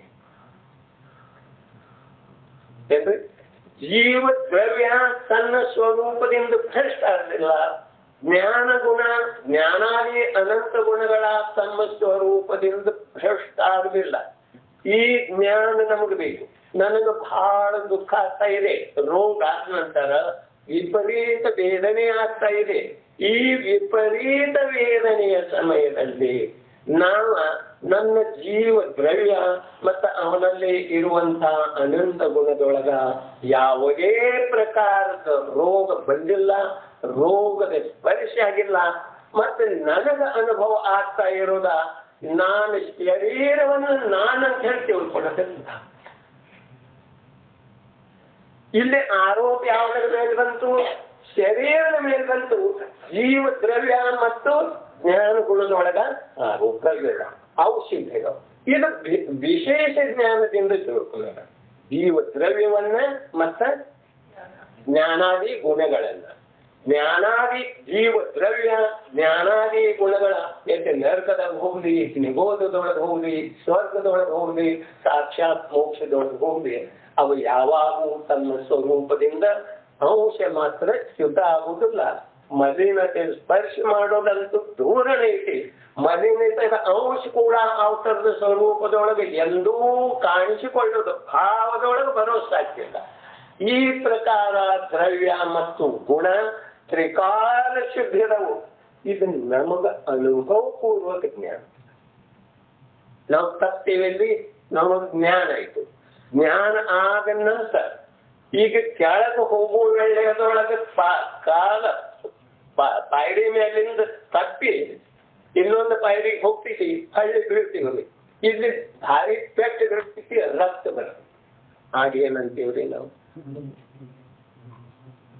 ನಮ್ದು ಏನಾಗುತ್ತೆ? ಕೂಗ ಧ್ವನಿ ಏನ್ ಬರ್ತಿದೆ ಅಂದ್ರೆ ಜೀವ ದ್ರವ್ಯ ಮತ್ತು ಜೀವದೊಳಗಿರುವಂತಹ ಜ್ಞಾನಾದಿ ಅನಂತ ಗುಣ ಅವು ಶುದ್ಧವು, ಅವಕ್ಕೆ ಏನೂ ಆಘಾತ ಆಗಿಲ್ಲ. ಈ ಪ್ರಕಾರದ ಜ್ಞಾನ ನಮ್ದು ಹೊರಟು ಹೋಗ್ತಿದೆ ನಿಲ್ಲಿಸ್ಬೇಕು. ಹೀಗಾಗೋದ್ರಿಂದ ನಮ್ಮಲ್ಲೇ ಭೇದ ವಿಜ್ಞಾನ ಆಗ್ತದೆ. ಈ ಪ್ರಕಾರದ ಭಾವ ಯಾವಾಗೂ ಬರಬಾರ್ದು. ಹಾಗಾದ್ರೆ ನೋಡ್ರಿ, ಇಲ್ಲ ನನಗೇನಾಗಿಲ್ಲ, ನನ್ನ ಶರೀರಕ್ಕಾಗಿದೆ. ನೋವಂತೂ ಆಗಿರ್ತಿದ್ದೆ, ಅನುಭವ ಮಾಡ್ತಿರ್ತಿದ್ದೆ ಒಳಗೆ. ಮತ್ತೆ ಇಲ್ಲಿ ಈ ಮಾತು ಕೇಳೋದ್ರಿಂದ ನನ್ನ ಶರೀರಕ್ಕಾಗಿದ್ದೆ. ಈ ಪ್ರಕಾರ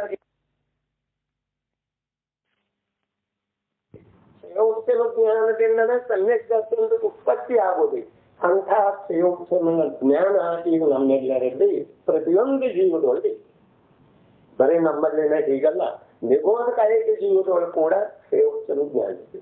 ಈ ಕ್ಷಯೋಪಶಮ ಜ್ಞಾನದೊಳಗ ಜೀವ ದ್ರವ್ಯ ಮತ್ತು ಅದರ ಜ್ಞಾನಾದಿ ಅನಂತ ಗುಣ ಯಾವಾಗಲೂ ತಮ್ಮ ಸ್ವರೂಪವನ್ನ ಕಳೆದುಕೊಂಡು ಮಲಿನತೆಯನ್ನ ಧಾರಣ ಮಾಡುವುದಿಲ್ಲ.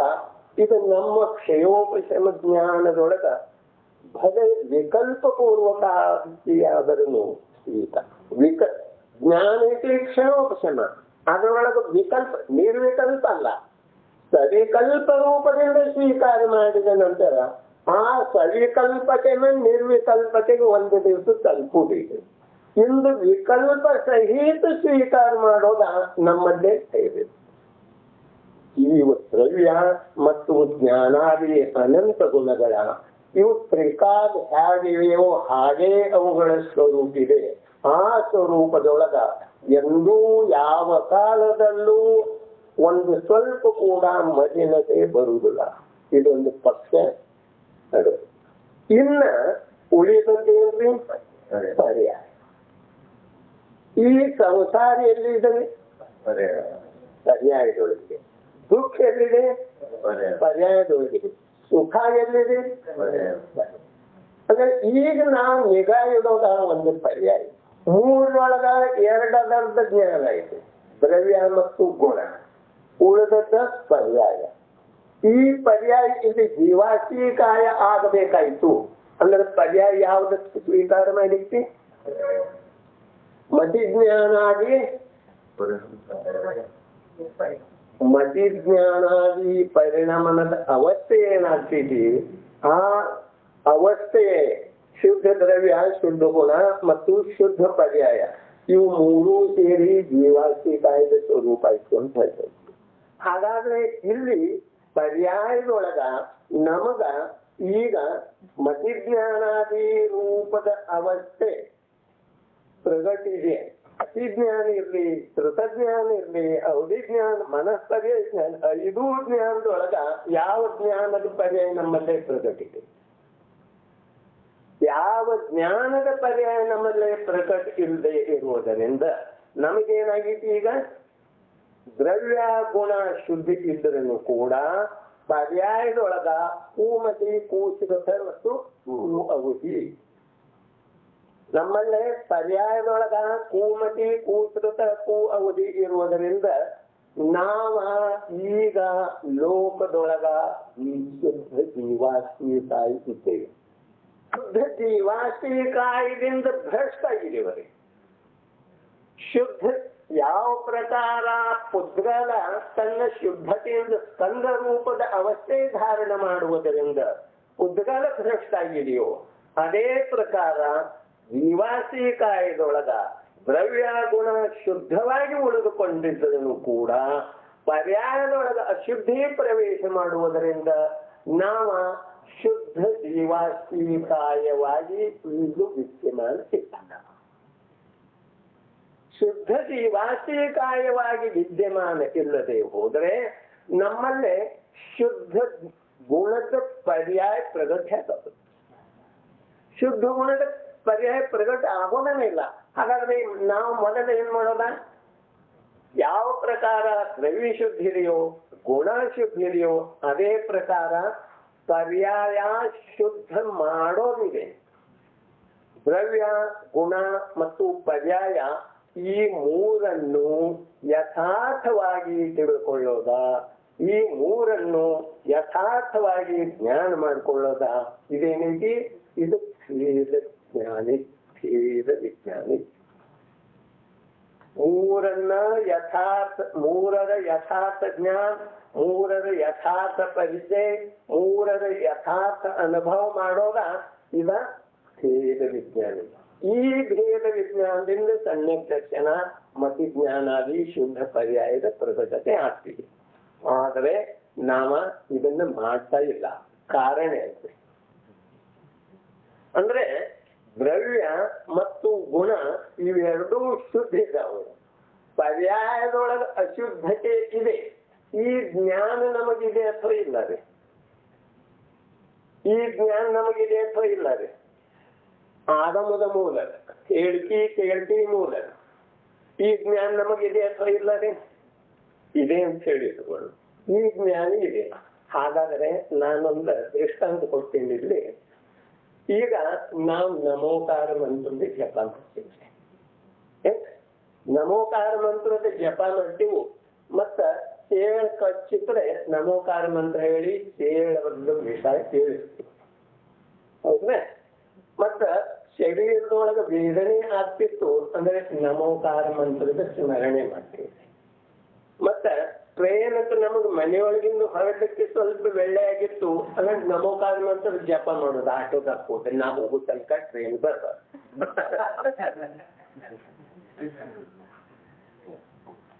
ಈ ಪ್ರಕಾರ ನಮೋಕಾರ ಮಂತ್ರದ ಜಪ ನಾವು ಮಾಡ್ತಾ ಇರುವಾಗ ನಾವು ಹೋಗೋಕ್ಕಿಂತ ಮುಂಚೆ ಬೆಳಗಾವಿ ರೈಲ್ವೆ ನಿಲ್ದಾಣದೊಳಗ ಟ್ರೈನ್ ಬಂದು ಹೊರಟು ಹೇಳ್ತಿದ್ವಿ. ಏನ್ರಿ, ನಾವು ನಮೋಕಾರ ಮಂತ್ರದ ಪಠನೆ ಮಾಡ್ತಾ ಆಟೋದೊಳಗ ಕೂತು ಹೋದಿವು. ನಾ ಹೋಗೋ ತನಕ ಟ್ರೈನ್ ಇರ್ಬೇಕು, ನನಗ ಟ್ರೈನ್ ಸಿಗ್ಬೇಕು. ಇದರ ಸಲುವಾಗಿ ನಾವು ನಮೋಕಾರ ಮಂತ್ರದ ಜಪ ಮಾಡಿದೆವು. ನಾವು ಜಪ ಮಾಡ್ರೇನು ಕೂಡ ನಾವು ಅಲ್ಲಿ ಹೋಗಿ ತಲುಪೋದ್ರೊಳಗ ಟ್ರೈನ್ ಸ್ಟೇಷನ್ದಿಂದ ಹೊರಗೆ ಹೋಗಿದ್ವಿ. ಹಾಗಾದ್ರೆ ನಮ್ದು ನಮೋಕಾರ ಮಂತ್ರದ ಮ್ಯಾಗಿ ಉಳಿತಿದೆ ಅಥವಾ ಹೋಗ್ತಿದೆ?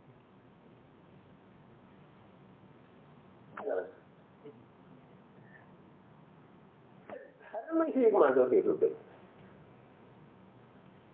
ಭಕ್ತಾಮರನು ಅಂತೀವ್ರಿ, ರೋಗದ ನಿವಾರಣೆ. ಕೆಲವದ ರೋಗ ಇತ್ತು ಅಂದ್ರೆ ಭಕ್ತಾಮರನು. ಈ ಪ್ರಕಾರದ ಲಿಖಾ ಅಭಿಪ್ರಾಯ, ಈ ಪ್ರಕಾರದ ಪರ್ಯಾಯದೊಳಗ ಭೂಮತಿ ಜ್ಞಾನದ ಸ್ವೀಕಾರ ನಮ್ಗ ಅನಾದಿ ಕಾಲದಿಂದ ಆಗಿರ್ತೈತಿ. ಧರ್ಮ ಕ್ಷೇತ್ರದೊಳಗೆ ಹೀಗೆ ಸ್ವೀಕಾರ ಮಾಡ್ತೀವ್ರಿ. ಅನಾದಿ ನಿಧನ, ಅಪರಾಜಿತ ಮಹಾಮಂತ್ರ, ಅದರೊಳಗೆ ಬರುವಂತಹ ಪಂಚ ಪರಮೇಷ್ಠಿಗಳ ಅವಸ್ಥೆ ಎಷ್ಟ ಪವಿತ್ರ, ಅವರ ಸ್ವರೂಪ ಪವಿತ್ರ ಅಲ್ಲ, ಅವರ ಅವಸ್ಥೆ ಎಷ್ಟ ದ್ರವ್ಯ ಗುಣ ಪರ್ಯಾಯ, ಈ ಮೂರರಿಂದ ಅವ್ರಿಗೆ ಎಷ್ಟು ಪರಮ ಶುದ್ಧಿರ. ಇದರಿಂದ ನಮ್ಗೆ ವಿಚಾರ ಮಾಡಲಿಲ್ಲ. ಯಾವುದಕ್ಕೆ ಬೇಕಾದಕ್ಕ ನಮೋಕಾರ ಮಂತ್ರದಿಂದ ನಮ್ದು ರೋಗದ ನಿವಾರಣೆ ಆಗ್ತಿದೆ, ಸಂಕಟದ ಪರಿಹಾರ ಆಗ್ತಿದೆ ಅಂತ ಹೇಳಿ ನಮೋಕಾರ ಮಂತ್ರದ ಪಠನೆ ಮಾಡೋದ. ಮತ್ತೆ ಆ ಪಠಣದಿಂದ, ಆ ಜಪದಿಂದ, ಆ ಸ್ತೋತ್ರದಿಂದ, ನಮೋಕಾರ ಮಂತ್ರದ ವಿಧಾನ ಮಾಡುವುದರಿಂದ ನಮ್ದ ರೋಗ ಅಥವಾ ಸಂಕಟ ಪರಿಹಾರ ಆಗದೆ ಹೋದರೆ ಯಾವ ಮೂರ್ಖ ಮನುಷ್ಯನ ಶ್ರದ್ಧೆ ಆ ನಮೋಕಾರ ಮಂತ್ರದ ಮೇಲೆ ಉಳಿತಿದೆ ಅಂದ್ರೆ ಅದೇ ಪ್ರಕಾರ ನಮ್ಮ ಅವಸ್ಥೆ ಏನಾಗಿತಿ ಇದೆ, ದ್ರವ್ಯ ಗುಣ ಪರ್ಯಾಯದೊಳಗ ಧರ್ಮವನ್ನು ಎಷ್ಟು ವಿಪರೀತವಾಗಿ ನಾವು ತಿಳ್ಕೊಂಡಿದ್ದೇವೆ, ಪಂಚ ಪರಮೇಷ್ಠಿಗಳನ್ನ ಎಷ್ಟು ವಿಪರೀತವಾಗಿ ತಿಳ್ಕೊಂಡಿದ್ದೇವೆ, ಎಷ್ಟು ವಿಪರೀತವಾಗಿ ಅವನ ಜೊತೆ ವ್ಯವಹಾರ ಮಾಡ್ತಾ ಇದ್ದೇವೆ, ಇಷ್ಟು ವಿಪರೀತವಾಗಿ ಅನರ್ಥಗಳಿಗೆಲ್ಲ ಅವರನ್ನ ಉಪಯೋಗ ಮಾಡ್ಕೊಳ್ತಾ ಇದ್ದೇವೆ. ಹೀಗಿರುವೆದೊಳಗ ನಮ್ಮ ಮತಿ ಕೂಮತಿ ಇದೆ, ಜ್ಞಾನ ಆಗೋದು ಅನಿವಾರ್ಯ ಇದೆ. ಭಗವಂತನನ್ನ ನೋಡ್ತೇವೆ, ಪಾರ್ಶ್ವನಾಥ ಭಗವಂತ ಕಷ್ಟ ನಿವಾರಣೆ ಮಾಡ್ತಾನೆ. ಇದು ನಮ್ದು ಕೂಮತಿ ಜ್ಞಾನ ಅಥವಾ ಸುಮತಿ ಜ್ಞಾನ. ಇದು ನಾವು ನಮ್ಮಲ್ಲೇ ವಿಚಾರ ಮಾಡೋ ಮಾತಿದ್ರೆ ಧರ್ಮ ಹಾಗೆ ಸಿಗೋದು ಸಾಧ್ಯ ಇಲ್ಲ. ಧರ್ಮ ತನ್ನಲ್ಲೇ ಇದೆ, ತನ್ನ ದ್ರವ್ಯ ಗುಣದೊಳಗನ ಧರ್ಮ ಇದೆ. ಮೂರು ಲೋಕದೊಳಗೆ ಎಲ್ಲಿಯೂ ಧರ್ಮ ಇಲ್ಲ. ಯಾವ ಶಿಖರಜಿಗೆ ಹೋದ್ರೂ ಧರ್ಮ ಇಲ್ಲ, ಯಾವ ಭಗವಂತರ ಕಡೆ ಹೋದ್ರೂ ಧರ್ಮ ಇಲ್ಲ, ಯಾವ ಸಮೋಸರಣದೊಳಗೂ ಧರ್ಮ ಇಲ್ಲ. ಶುದ್ಧ ನಿಶ್ಚಯ ದೃಷ್ಟಿ, ವ್ಯವಹಾರ ದೃಷ್ಟಿಯಿಂದ ಎಲ್ಲಕ್ಕೂ ಧರ್ಮ ಅನ್ನಬಹುದು. ಧರ್ಮ ಅಂದ್ರೂ ಕೂಡ ಅದಕ್ಕೆ ಯಥಾರ್ಥ ಉಪಯೋಗ ನಾವು ಮಾಡಬೇಕಾಗ್ತದೆ. ಆದರೆ ಶುದ್ಧ ನಿಶ್ಚಯ ದೃಷ್ಟಿಯಿಂದ ತನ್ನ ದ್ರವ್ಯ ಗುಣ ಪರ್ಯಾಯವನ್ನು ಹೊರತುಪಡಿಸಿ ಮೂರು ಲೋಕದೊಳಗ ಯಾವ ದೇವಶಾಸ್ತ್ರ ಗುರುಗಳಲ್ಲಿ ಧರ್ಮ ಇಲ್ಲ. ನನ್ನ ಧರ್ಮ ಇಲ್ಲ, ಅವರ ಧರ್ಮ ಅವರಲ್ಲಿ ಇದೆ, ನನ್ನ ಧರ್ಮ ನನ್ನಲ್ಲಿ ಇದೆ. ಈ ಪ್ರಕಾರದ ಸ್ವೀಕಾರ ದ್ರವ್ಯ ಗುಣ ಪರ್ಯಾಯದ ಸ್ವರೂಪವನ್ನ ನಾವು ಯಥಾರ್ಥವಾಗಿ ತಿಳ್ಕೊಳ್ಳುವುದರಿಂದ ಬರು ಮಾಡಲಿಕ್ಕೆ. ಹಾಗಾದರೆ ಈ ಪರ್ಯಾಯದೊಳಗೆ ಏನೈತೆ, ನಮ್ಮ ಜ್ಞಾನ ಏನೈತೆ ರೀ? ನಮ್ಮ ಜ್ಞಾನ ಅವಸ್ಥಾ ರೂಪದಿಂದ ಮಲಿನಿದ್ರೂ ಕೂಡ ಧ್ರುವ ಸ್ವರೂಪ ದೃಷ್ಟಿಯಿಂದ ಆ ಜ್ಞಾನದೊಳಗ ಅಂಶ ಕೂಡ ಮಲಿನತೆ ಸ್ಪರ್ಶೆ ಮಾಡಲಿಲ್ಲ. ದ್ರವ್ಯದೊಳಗೂ ಮಲಿನತೆ ಬರಲಿಲ್ಲ, ಗುಣದೊಳಗೂ ಮಲಿನತೆ ಬರಲಿಲ್ಲ. ಆದ್ರೆ ಎಲ್ಲಿ ಮಲಿನತೆ ಬಂತು ನೋಡ್ರಿ, ಒಂದು ಟಾಕಿ ಐತ್ರಿ, ನೀರಿನ ಟಾಕಿ. ನೀರಿನ ಟಾಕಿದೊಳಗೆ ನೀರು ತುಂಬಿದ್ದೈತ್ರಿ, ಅದಕ್ಕ 2 ಸಾವಿ ಹಚ್ಚಿದ್ದೆ ಅವ್ರು ನೀರಿನ ಟಾಕಿ. ಆ ಸಾವಿಗೆ ಅದ ಬಟ್ಟೆ ಪಿಶ್ವಿ ಕಟ್ಟಿದ್ದ ನೀರು ಶೋಧಿಸಿ ಬರಬೇಕು ಹೊರಗೆ. ಒಂದು ಬಟ್ಟೆ ಪಿಶ್ವಿ ಒಳಗ ಲವಣ ಹಾಕಿಟ್ಟು, ಇನ್ನೊಂದು ಬಟ್ಟೆ ಪಿಶ್ವಿ ಒಳಗ ಏನೈತಿ ಹರಿ ಹಾಕಿ. ಅವು ಎರಡೂ ಆ ಟ್ಯಾಂಕ್ ಪೀಪ್ ಕಟ್ಟಿದೀವಿ. ಅದರಿಂದ ನಾವು ನೀರು ತಗೊಂಡ ನಂತರ ನಾವು ಏನ್ ಮಾಡ್ತೇವೆ, ಸಕ್ಕರೆ ಒಳಗೆ ಸ್ಪರ್ಶ ಮಾಡಿ ನೀರು ಬರೋದ್ರಿಂದ ಈ ಟಾಕಿಯೊಳಗೆ ನೀರ ಸಿಹಿ ಇದಾವ. ಇನ್ನೊಬ್ಬರು ಏನ್ ಹೇಳ್ತಾರೆ, ಲವಣದಿಂದ ಕ್ಷೀರದಿಂದ ಬರೋದ್ರಿಂದ ಈ ನೀರ ಉಪ್ಪು ಇದಾವ. ವಾಸ್ತವಿಕ ನೀರು ಹಾಕಿದಾಗ ನೀರಿನ ಅದಾವು, ನೀರು ಶುದ್ಧ ಸ್ವಚ್ಛನ ಅದಾವ. ಅದೇ ಪ್ರಕಾರ ದ್ರವ್ಯ ಮತ್ತು ಗುಣ ತ್ರಿಕಾರಿ ಶುದ್ಧ ಶುದ್ಧನದಾವೆ. ಆದ್ರೆ ಮಲಿನತೆ ಎಲ್ಲಿ ಬಂತು? ಪರ್ಯಾಯದೊಳಗೆ ಬರ್ತದೆ. ನಾವ ಯಾವುದರ ಮೇಲೆ ಆರೋಪ ಮಾಡೋದ? ಪರ್ಯಾಯದ ಮೇಲೆ ಆರೋಪ ಮಾಡೋದೈತ್ರಿ. ದ್ರವ್ಯ ಮತ್ತು ಗುಣದ ಮೇಲೆ ಆರೋಪ ಮಾಡೋದ ಇದಲ್ಲ.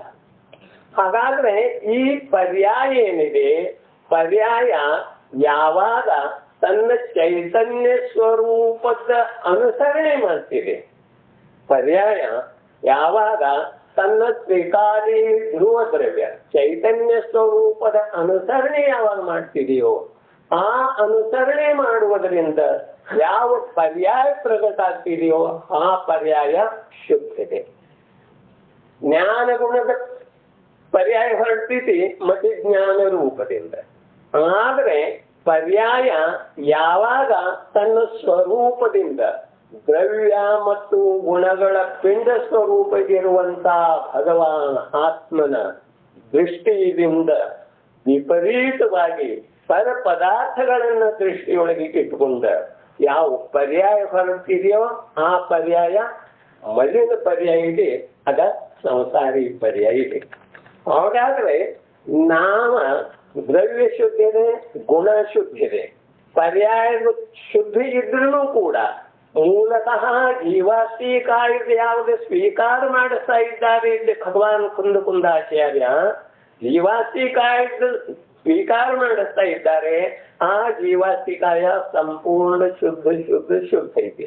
ಆದ್ರೂ ಕೂಡ ಇಲ್ಲಿ ನಾವ ಪರ್ಯಾಯದೊಳಗ ಮಲಿನತೆಯನ್ನು ಸ್ವೀಕಾರ ಮಾಡುವುದರಿಂದ ನಮ್ದು ಜೀವಾಸ್ತಿಕಾಯ ಜೀವಂತ ಉಳಿದಿಲ್ಲ. ಹಾಗಾದ್ರೆ ನಾವೇನ್ ಮಾಡ್ತಾ ಇದ್ದೇವೆ?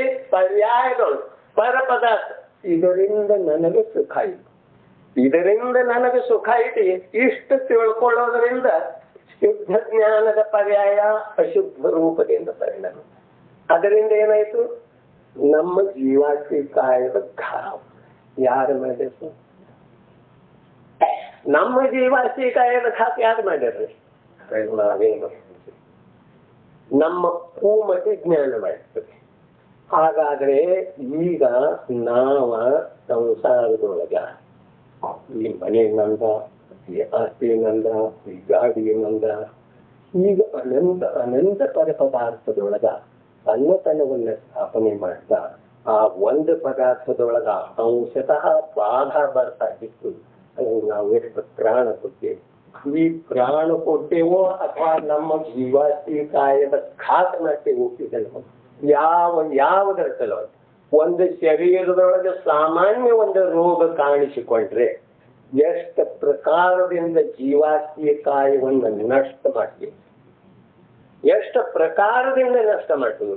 ಒಂದು ಸ್ವಟ್ಟ ವಸ್ತು ಇರ್ತಿದ್ರೆ ಆ ಸ್ವಟ್ಟ ವಸ್ತುವಿನ ಸಲುವಾಗಿ ಇದು ನಂದ ಇದನ್ನಿಂದ ಅಂತ ಹೇಳಿ ಕೋರ್ಟಿಗೆ ಹೋಗ್ತೀವ್ರಿ. ಈ ಪ್ರಕಾರದ ಮಲಿನ ಪರಿಣಾಮ ಮಾಡುವಂಥವರಿಗೆ ಶುದ್ಧ ಜೀವಾಸ್ತಿಕಾಯದ ಪ್ರಾಪ್ತಿ ಹ್ಯಾಗ ಆಗೋದು. ನಮ್ಮಲ್ಲೇ ಮಲಿನತೆ ಯಾವ ಪ್ರಕಾರದಿಂದಿದೆ? ಇದು ನನ್ನ ಪತ್ನಿ, ನನ್ನ ಕುಟುಂಬ, ನನ್ನ ಮನೆ, ಆಚೆದವರು ಆಕ್ರಮಣ ಮಾಡ್ತಾ ಇದ್ದಾರೆ, ಈಚೆದವರು ಆಕ್ರಮಣ ಮಾಡ್ತಾ ಇದ್ದಾರೆ.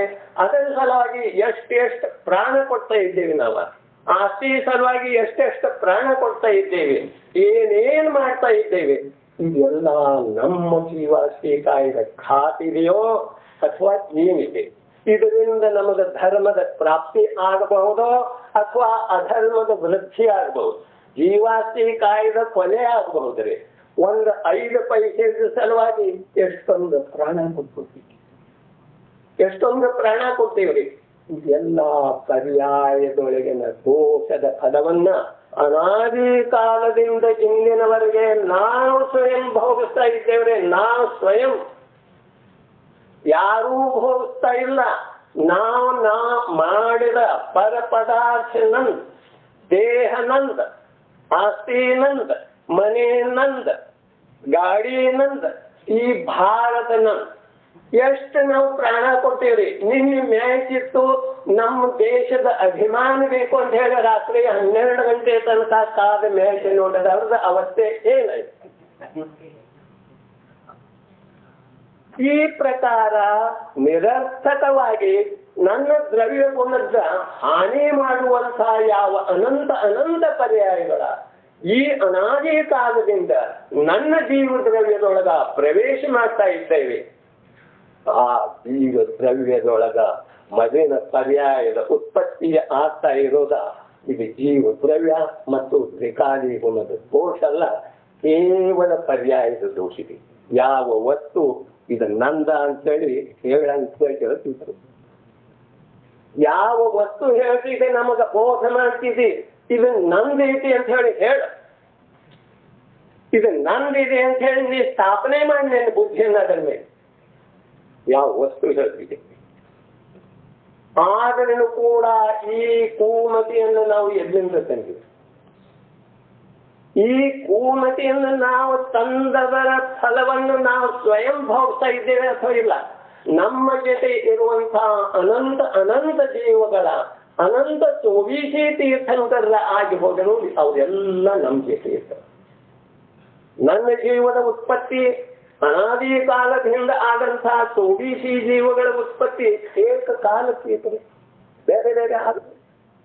ಆ ಪ್ರಕಾರ ನಮ್ಮ ಎದುರಿಗೆ ನಮ್ಮ ವಿದ್ಯಮಾನತೆಯೊಳಗ 3 ಲೋಕದೊಳಗ ನಮ್ಮ ವಿದ್ಯಮಾನತೆ ಒಂದಿಲ್ಲೊಂದು ಅವಸ್ಥೆಯೊಳಗ ಅನಾದಿ ಕಾಲದಿಂದ ಇದ್ದೇ ಇದೆ.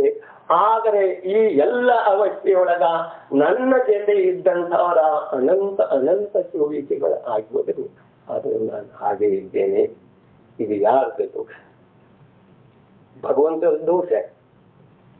ಭಗವಂತ ಏನ್ ಮಾಡಾಗ ನಿನ್ನ ಸ್ವರೂಪ ಹೀಗಿದೆ ಭಗವಂತ ಹೇಳ್ಬಹುದ್ರಿ. ಇದಕ್ಕಿಂತ ಜಾಸ್ತಿ ಭಗವಂತ ಹೇಳೋದು ಏನೂ ಸಾಧ್ಯ ಇಲ್ಲ.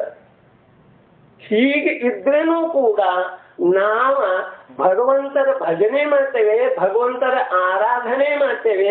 ಆದರೆ ಭಗವಂತರ ಹೇಳಿದ ಮಾತನ್ನ ಅಂಶ ಕೂಡ ಇದುವರೆಗೆ ಸ್ವೀಕಾರ ಮಾಡೇ ಇಲ್ಲ. ಮಾಡ್ತಾ ಇದ್ದೀವು, ಈಗಲೂ ಕೂಡ ವಿಕಲ್ಪ ಪೂರ್ವಕ ಸ್ವೀಕಾರ ಮಾಡ್ತಾ ಇದ್ದೇವೆನ ನಮ್ಮಲ್ಲೇ ನಾವು ಅಂತರಾತ್ಮನನ್ನ ಕೇಳಿ ನೋಡ್ಬೇಕು.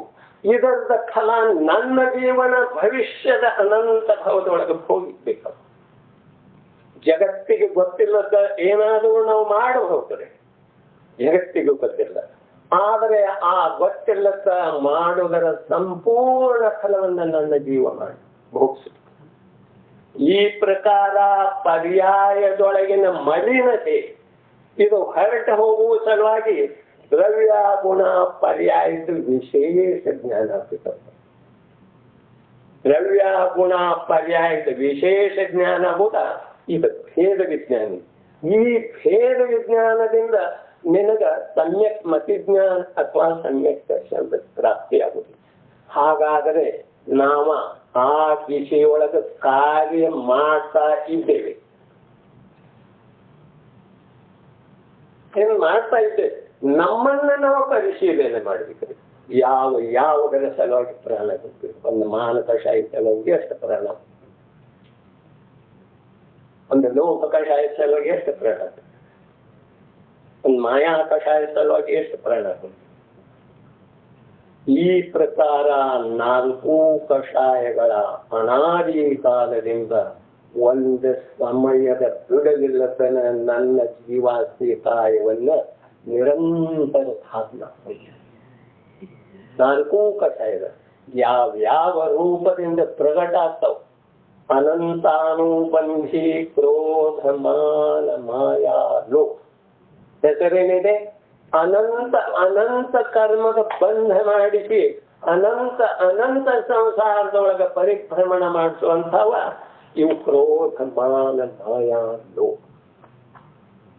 ಈ 4ರೊಳಗ ನಾವು ಯಾವುದರಿಂದ ಭಿನ್ನದೇವೆ, ಯಾವುದರದ ಅಭಾವಿದೆ, ಯಾವುದರದ ಭೇದ ವಿಜ್ಞಾನ ಮಾಡಿದ್ದೀವಿ, ಯಾವುದರ ಭೇದ ವಿಜ್ಞಾನ ಮಾಡಿದ್ದೀವಿ ಅನ್ನುವಂಥ ಶ್ರದ್ಧೆಯಿಂದ ನಮಗೆ ಸಮ್ಯಕ್ ದರ್ಶನ ಆಗೋದಿದೆ.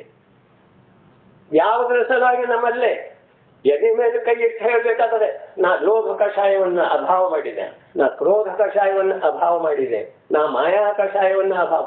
ಈ ಪ್ರಕಾರ 4 ಕಷಾಯದೊಳಗ ಯಾವ ಕಷಾಯದ ಅಭಾವ ಮಾಡ್ತಾ ಇದ್ದೀವಿ? ಅಭಾವ ಮಾಡು ಪ್ರಕ್ರಿಯೆ ಮಾಡ್ತಾ ಇದ್ದೇವೆ. ಅಭಾವ ಮಾಡು ಪ್ರಯೋಗನೇ ಮಾಡ್ತಾ ಇದ್ದೇವೆ. ಪರ್ಯಾಯದೊಳಗ ಸತತ ಮಲಿನತೆಯ ತಾಂಡವ ನೃತ್ಯ ನಡೀತಾ ಇರುವಾಗ ನಾವು ಬಟ್ಟಿಗೆ ಹೋಗಿ ಕೂತ್ರೆ ಏನಾಯ್ತು, ಶಿಖರಿಜಿಗೆ ಹೋದ್ರೆ ಏನಾಯ್ತು, ಶಿಬಿರದೊಳಗ ಪ್ರವೇಶ ಮಾಡ್ರೆ ಏನಾಗೋದ, ಸಮಯ ಸಾರದ ಅನುವಾದ ಮಾಡ್ರೆ ಏನಾಗೋದ, ಸಾಹಿತ್ಯದ ಪ್ರಸಾರ ಮಾಡ್ರೆ ಏನಾಗೋದಿತ್ತು, ನಿನ್ನಲ್ಲೇ ಏನಾಯ್ತು, ಸ್ವಯಂ ನಿನ್ನಲ್ಲೇ ಏನಾಯ್ತು. ನೀ ಮಂದಿರ ಕಟ್ಟಿದಿ, ಮಂದಿರ ಕಟ್ಟಿಸಿದಿ, ಮಂದಿರ ಕಟ್ಟಿಸಿದ ನಂತರ ದಿನ ಅಲ್ಲಿ 50 ಜನ ದರ್ಶನಕ್ಕೆ ಬರ್ತಾರೆ, ಒಪ್ಪು ಮಾಡ್ತೀವಿ. ಆದ್ರೆ ನಿನಗೇನ ಲಾಭ? ಮಂದಿರ ಕಟ್ಟಿಸಿದವನಿಗೆ ಏನಲ್ಲ, ಮಂದಿರ ಕಟ್ಟಿಸಿದಂತ ಜೀವ ಶುದ್ಧ ಜೀವಾಸ್ತಿ ಕಾಯಕ್ಕೆ ಬರೋ ಲಾಭ. ಇದು ನಾವು ವಿಚಾರ ಮಾಡಿ ಮಂದಿರ ಕಟ್ಟಿಸುವ ಸಲುವಾಗಿ ಯಾವುದು ನಮ್ದು ವಿಕಲ್ಪ ಆಗಿದೆಯೋ, ಯಾವುದೇ ಹಿಂಸೆಯಾಗಿದೆಯೋ, ಯಾವ ಪಾಪ ಆಗಿದೆಯೋ, ಯಾರ್ಯಾರ ಜೊತೆ ಏನೇನು ಮಾಡಿದೀವಿಯೋ ಅದು ಎಲ್ಲದರ ಫಲ ಈ ಜೀವ ದ್ರವ್ಯ ಭೋಗಿಸ್ಬೇಕು. ಮೇಲೆ ಏನ್ ಹೇಳ್ತೇನೆ, ನಾನು ಧರ್ಮದ ಕಾರ್ಯ ಮಾಡಿದ್ದೇನೆ, ನಾ ಸಮಯ ಸಾರವನ್ನ ಅನುವಾದ ಮಾಡಿದ್ದೇನೆ. ಇನ್ನು ಮೂರ್ಖ, ನಿನ್ನ ಸಮಯ ಸಾರ ಇದ್ದೇನೆ. ನಿನ್ನ ಸಮಯ ಸಾರದ ಅವಸ್ಥೆ ಏನಾಗ್ತಾ ಇದೆ, ನೀ ಎಷ್ಟು ಸಲ ನೋಡಿದಿ, ಎಲ್ಲಿ ನೋಡಿದಿ, ನೋಡುವುದರಿಂದ ನಿನ್ನಲ್ಲಿ ಆದಂಥ ಪರಿಣಾಮವೇ ಪರಿವರ್ತನೆ. ಏನ್ ಪರಿವರ್ತನೆ ಆಗಿದೆ? ಈಗ ವರ್ತಮಾನ ಪರ್ಯಾಯದೊಳಗ ಏನ್ ಪರಿವರ್ತನೆ ಆಗಿದೆ? ಭೇದ ವಿಜ್ಞಾನದ ಮಾತು ಮಾತಾಡ್ತೀವ್ರಿ.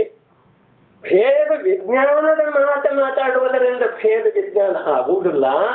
ದ್ರವ್ಯ ಗುಣ ಪರ್ಯಾಯದೊಳಗೆ ಭೇದ ವಿಜ್ಞಾನ ಮಾಡೋದಿದ್ದಾರೆ. ದ್ರವ್ಯ ಗುಣ ಪರ್ಯಾಯದೊಳಗೆ ಭೇದ ಮಾಡೋದೈತ್ರಿ. ವಿಶೇಷ ಜ್ಞಾನ ಮಾಡ್ಕೊಳ್ಳೋದೈತಿ. ದ್ರವ್ಯ ಬೇರೆ, ಗುಣ ಬೇರೆ, ಪರ್ಯಾಯ ಬೇರೆ. ದ್ರವ್ಯ ಶುದ್ಧ, ಗುಣ ಶುದ್ಧ, ಪರ್ಯಾಯ ಅಶುದ್ಧ. ಪರ್ಯಾಯ ಅಶುದ್ಧ ಇದು ಜೀವಾಸ್ತಿ ಕಾಯದ ಸ್ವರೂಪ ಅಲ್ಲವೇ ಅಲ್ಲ. ಪರ್ಯಾಯದೊಳಗೆ ಅಶುದ್ಧ ಬಂತು, ಇದು ಜೀವಾಸ್ತಿ ಕಾಯದ ಅಭಾವ ಆಗ್ತಿದೆ. ಅನಾದಿ ಕಾಲದಿಂದ ಪರ್ಯಾಯದ ಮಲಿನತೆಯಿಂದ ಅನಂತ ಅನಂತ ದುಃಖದ ಅನುಭವ ಮಾಡ್ತಾ ಇದ್ರೂ ಕೂಡ ಈ ನಮ್ಮ ಪಾಪಿ ಜೀವಕ್ಕ, ಈ ನನ್ನ ಪಾಪಿ ಜೀವಕ್ಕ ಇನ್ನೂ ವಿವೇಕ ಬರ್ತಾ ಇಲ್ಲ. ನೀನು ಪರ್ಯಾಯದ ಮೇಲೆ ಸಂಶೋಧನೆ ಮಾಡ, ನಿನ್ನ ವರ್ತಮಾನ ಪರ್ಯಾಯದೊಳಗ ಸಂಶೋಧನೆ ಮಾಡ್ತದೆ, ರಿಸರ್ಚ್. ನಿನ್ನ ವರ್ತಮಾನ ಪರ್ಯಾಯದೊಳಗ ಯಾವ ಪ್ರಕಾರದ ಮಲಿನತೆ ನಿನಗ ಗುರುತಿಲ್ಲದ ಪ್ರವೇಶ ಆಗ್ತಾ ಇದೆಯೋ ಆ ಪ್ರವೇಶ ಆಗುವುದರೊಳಗ ನೀನು ರಿಸರ್ಚ್ ಮಾಡು, ಸಂಶೋಧನೆ ಮಾಡು. ಅದರೊಳಗಿಂದ ನಿನ್ನ ದೋಷ ಏನಿದೆ ಇರ್ತವೆ. ಇದು ಭೇದ ವಿಜ್ಞಾನಿಗೆ. ನಿನ್ನ ದೋಷವನ್ನ ನೀನು ತೆಗೆದುಹಾಕಿದ್ರೆ ಈ ಸಂಸಾರ ಅನಂತ ಅನಂತ ಅನಂತ ಇದೆ. ಆದುದರಿಂದ ನಾವು ಪರ್ಯಾಯದೊಳಗ ಏನೇನು ಮಾಡ್ತಾ ಇದ್ದೀವಿ. ಈಗ 50 ವರ್ಷ ಆಯ್ತು, 60 ವರ್ಷ ಆಯ್ತು, 70 ವರ್ಷ ಆಯ್ತು, 80 ವರ್ಷ ಆಯ್ತು, ವರ್ಷಗಳ ಹಾಗೆ ಹೋಗ್ತಾ ಇವೆ. ಆದ್ರೆ ಒಂದು ಪರ್ಯಾಯ, ಒಂದು ಸಮಯದ ಪರ್ಯಾಯದೊಳಗ ನಾವು ಕ್ಷಯೋಪಶಮ ಜ್ಞಾನದ ಪೂರ್ವಕ ವಿಕಲ್ಪ ಸಹಿತ ಯಾವುದನ್ನು ತಿರುಗ ಪರ್ಯಾಯದೊಳಗಿನ ಒಂದು ದ್ರವ್ಯದ ಒಂದು ಸಮಯದ ಪರಿಣತಿಯನ್ನ ನಾವು ತಿಳ್ಕೊಂಡು ನಮ್ಮಲ್ಲೇ ಬದಲಾವಣೆ ತರಬೇಕು ಅನ್ನೋ ಪ್ರಾಯಶ್ಚಿತ್ತ ನಮ್ಮಲ್ಲೇ ಉತ್ಪನ್ನ ಆಗಿದೆ. ಏನ್ ಆಗಿದೆ, ಏನ್ ನಡೀತಾ ಇದೆ, ಅಪೇಕ್ಷೆ ಏನಿದೆ, ಮಾಡ್ತಾ ಇದ್ದೇವೆ ಪ್ರತ್ಯಕ್ಷ ಕಾರ್ಯ. ಅಂತರಂಗದೊಳಗೆ ಏನು ತುಂಬಿಕೊಂಡಿದೆ, ಯಾವನ ಶಾಶ್ವತ ಇದೆ. ಮನಿ ಕಟ್ಟಿ ನನ್ನ ಹೆಸರು ಹಾಕಿನು, ಮನಿ ಶಾಶ್ವತ. ಈ ಗೋಪುರ ಮೇಲೆ ಹೋಗು ಗೋಪುರ ಸ್ಥಿರ ಹೊಡಿದೈತಿ, ನನ್ನ ಜೊತೆ ಬರೋದಿದೆ. ಯಾವುದು ಬರೋದಿದೆ ನನ್ನ ಜೊತೆ? ನಿಂದಲ್ಲ, ಪ್ರತಿಯೊಬ್ಬರದ ನಮ್ದು ನಿಂತು ಪ್ರತಿಯೊಬ್ಬರು ನಿದ್ರೆ ಮಾಡ್ಲಿ, ಜಾಗೃತಿಯಲ್ಲಿ ಒಂದೂ ಸಮಯ ನಮ್ದ ಮಲಿನತೆಯಿಂದ ಕುಡಿದಿಲ್ಲ. ಶುದ್ಧ ಜೀವದ್ರವ್ಯದೊಳಗ ಮಲಿನತೆಯ ಅಭಾವ ಇದೆ. 3 ಕಾಲದೊಳಗೆ ಅಲ್ಲಿ ರಾಗಿಲ್ಲ, ದ್ವೇಷ ಇಲ್ಲ, ಪುಣ್ಯ ಇಲ್ಲ, ಪಾಪ ಇಲ್ಲ, ಶರೀರ ಇಲ್ಲ, ಸಂಸಾರ ಇಲ್ಲ, ಇವೆಲ್ಲದರ ಅಭಾವ. ತ್ರಿಕಾಲ್, 3 ಲೋಕದೊಳಗ, 3 ಕಾಲದೊಳಗ, 3 ಲೋಕದೊಳಗ ಶುದ್ಧ ಜೀವ ದ್ರವ್ಯನೇ ಇದೆಯೋ ಆ ಜೀವ ದ್ರವ್ಯದೊಳಗ ನಾವು ಏನೇನು ನಮ್ದ ನಮ್ದ ನಮ್ದ ಅಂತ ಹೇಳಿ ಪಡ್ಕೊಳ್ತಾ ಇದ್ದೇವೆ ಅವು ಎಲ್ಲದರ ಅಭಾವ. ಆ ಜೀವ ದ್ರವ್ಯದೊಳಗ ಎಲ್ಲದರ ಅಭಾವ ಇದ್ರೇನು ಕೂಡ ನಾವು ಅದರೊಳಗೆ ಎಲ್ಲವನ್ನ ಸ್ಥಾಪನೆ ಮಾಡ್ಲಿಕ್ಕೆ ಹೊರಟಿದ್ದೀವಿಯೋ ಅಥವಾ ಏನ್ ಮಾಡ್ಲಿಕ್ಕೆ ಹೊರಟಿದ್ದೀವಿ, ನಮ್ಮ ಜೀವ ದ್ರವ್ಯವನ್ನ ನಾವು ಸಮಯಕ್ಕೆ ಘಾತ ಮಾಡುವಂತ ಕಾರ್ಯ ಮಾಡಿ ಅದರ ಪ್ರತಿಫಲ ಒಳ್ಳೆಯದನ್ನ ನಿರೀಕ್ಷಣೆ ಮಾಡಿದ್ರೆ ಬರುವುದು. ಏನೇನ್ ಮಾಡ್ತಾ ಇದ್ದೀವಿ? ಗ್ರಂಥದೊಳಗ ಅಶುದ್ಧಿ ತರೋದ, ಧರ್ಮದೊಳಗ ಅಶುದ್ಧಿ ತರೋದ, ಭಗವಂತನಲ್ಲೇ ಅಶುದ್ಧಿ ತರೋದ, ಏನೇ ಆಗ್ತದೆ.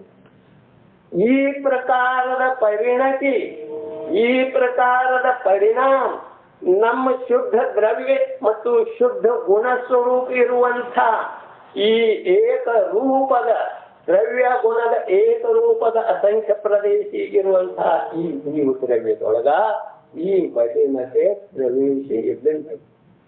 ಇದರ ರಿಸರ್ಚ್ ಮಾಡುವುದಿಲ್ಲ. ಈ ಪ್ರವೇಶ ಎಲ್ಲಿಂದ ಆಗ್ತಾ ಇದೆ? ಕೇವಲ ಪರ್ಯಾಯದೊಳಗೆ ಪ್ರವೇಶ ಆಗ್ತಾ ಇದೆ. ಈ ಪರ್ಯಾಯದೊಳಗೆ ಪ್ರವೇಶ ಆಗೋದಕ್ಕೆ ಮೂಲ ಕಾರಣ ಪದಾರ್ಥದ ಕುರಿತು ಪರ್ಯಾಯದೊಳಗ ಮಲಿನತೆಯ ಪ್ರವೇಶ ಆಗ್ತಾ ಇದೆ. ಈ ಪ್ರವೇಶಕ್ಕೆ ಮೂಲ ಕಾರಣ ಏನ್ರಿ? ಮೂಲ ಕಾರಣ ಏನ್ರಿ?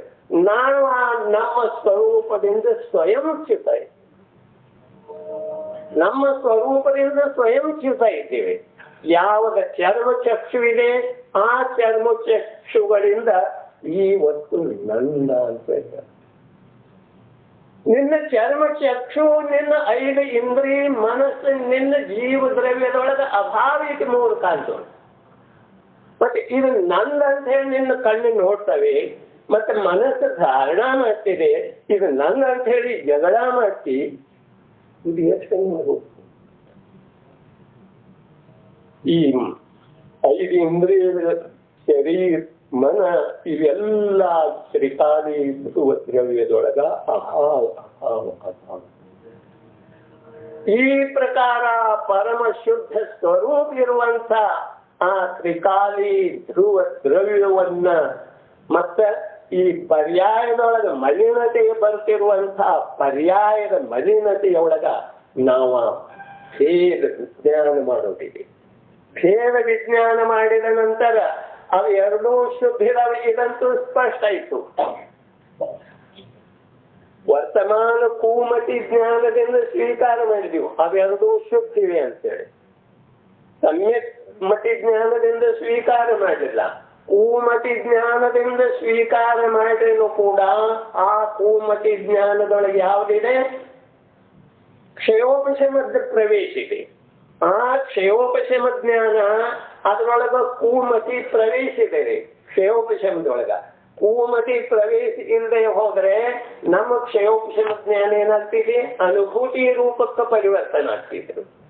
ಆದುದರಿಂದ ನಮ್ಮ ಕ್ಷಯೋಪಶಮ ಜ್ಞಾನದೊಳಗ ಊಮತಿ ಪೂರ್ವಕನ, ಕೂಶ್ರುತ ಪೂರ್ವಕನ ಆಗಮ ಓದ್ರೇನು ಕೂಡ ನಾವು ಕೂಶ್ರುತ ಜ್ಞಾನದಿಂದ ಓದ್ತೇವ್ರಿ. ವಸ್ತು ಸ್ವರೂಪ ತಿಳ್ಕೊಂಡ್ರೇನು ಕೂಡ ಕೂಮತಿ ಜ್ಞಾನ ರೂಪದಿಂದ ತಿಳ್ಕೊತೇವ್ರಿ. ನಮಗೆ ಎಲ್ಲಾ ತಿಳಿಯುತ್ತಂತ ಹೇಳಿ ನಾವು ತಾವೇ ಮಾಡಕ್ ಹೋಗ್ತೇವ್ರಿ ಲೋಕದೊಳಗ್ರಿ. ಆದ್ರೆ ನಂದು ಇರೋದು ಕೂಮತಿ ಮತ್ತು ಕೂಶ್ರುತ. ಇದರದ ಪ್ರಜ್ಞೆ ನನಗಿಲ್ಲ ರೀ. ಇದರದ ಪ್ರಜ್ಞೆ ಆಗಮವನ್ನ ನಾವು ಕೂಶ್ರುತ ಜ್ಞಾನದ ಮೂಲಕ ಆಗಮದ ಅರ್ಥ ಮಾಡ್ತೇವೆ, ಸುಶ್ರುತ ಜ್ಞಾನದ ಮೂಲಕ ಆಗಮದ ಅರ್ಥ ಮಾಡಲಿಲ್ಲ. ಮತ್ತೆ ಆಗಮನ್ನ ಕೂಮತಿ ಜ್ಞಾನದ ಮೂಲಕ ತಿಳ್ಕೊತೇವೆ, ಸಮ್ಯಕ್ ಮತಿ ಜ್ಞಾನದ ಮೂಲಕ ತಿಳ್ಕೊಳ್ಳಿಲ್ಲ. ಹಾಗಾಗೋದರಿಂದ ನಾವು ಮಾಡೋದ, ನಾವು ತಿಳ್ಕೊಳ್ಳೋದ ಅದಕ್ಕೆ ಧರ್ಮ ಕ್ಷೇತ್ರ ಇರ್ರಿ ಅಥವಾ ಸಂಸಾರ ಕ್ಷೇತ್ರ ಇರ್ರಿ, ಇವೆಲ್ಲ ಏನಿದಾವ್ರಿ? ಇವೆಲ್ಲ ವಿಪರೀತ ಭಗವಾನಾತ್ಮನನ್ನ ಅನಂತ ಕಾಲದವರೆಗೆ ದುರ್ಗತಿಗೆ ಕೊಳ್ಳುವಂತ. ಯಾರು ತಳ್ತಾ ಇದ್ದಾರೆ? ಸ್ವಯಂ ನಾವು ತಳ್ತಾ ಇದ್ದೇವೆ. ಒಳ್ಳೆ ಅದರ ಸಲುವಾಗಿ ನಾವು ನೋಡ್ರಿ ಪರ್ಯಾಯದೊಳಗ ರಿಸರ್ಚ್ ಮಾಡುವುದ ಇದು ಅನಿವಾರ್ಯ.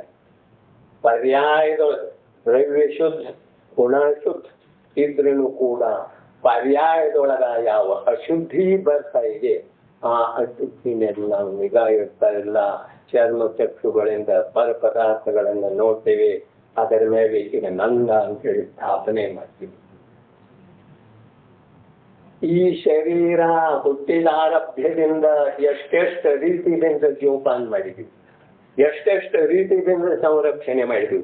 ಅದರ ಸಲುವಾಗಿ ಮನೆ ಕಟ್ಟಿದೆವು, ಅದರ ಸಲುವಾಗಿ ಮದುವೆ ಮಾಡ್ಕೊಂಡಿವು, ಅದರ ಸಲುವಾಗಿ ಮಕ್ಕಳಿಗೆ ಜನ್ಮ ಕೊಟ್ಟು ಅದರದ್ದು ಎಲ್ಲಾ ಸೇವಾ ಶುಶ್ರೂಷ ಸಲುವಾಗಿ ಈ ಬಾಹ್ಯ ಪರಿಕರಗಳನ್ನೆಲ್ಲ ಜೋಡಿಸಿದೆವು. ಇಷ್ಟೆಲ್ಲ ಮಾಡಿದ ನಂತರ ಈ ಒಂದು ದುಷ್ಟ ಶರೀರ ಆತ್ಮನು ಕೂಡ ಎಲ್ದು ಹೋಗಿದೆ. ಯಾರು ನೀ ಮೂರ್ಖಿದ್ದಾಗ ನಾನು ನಿನಗೆ ನನ್ನ ಸೇವೆ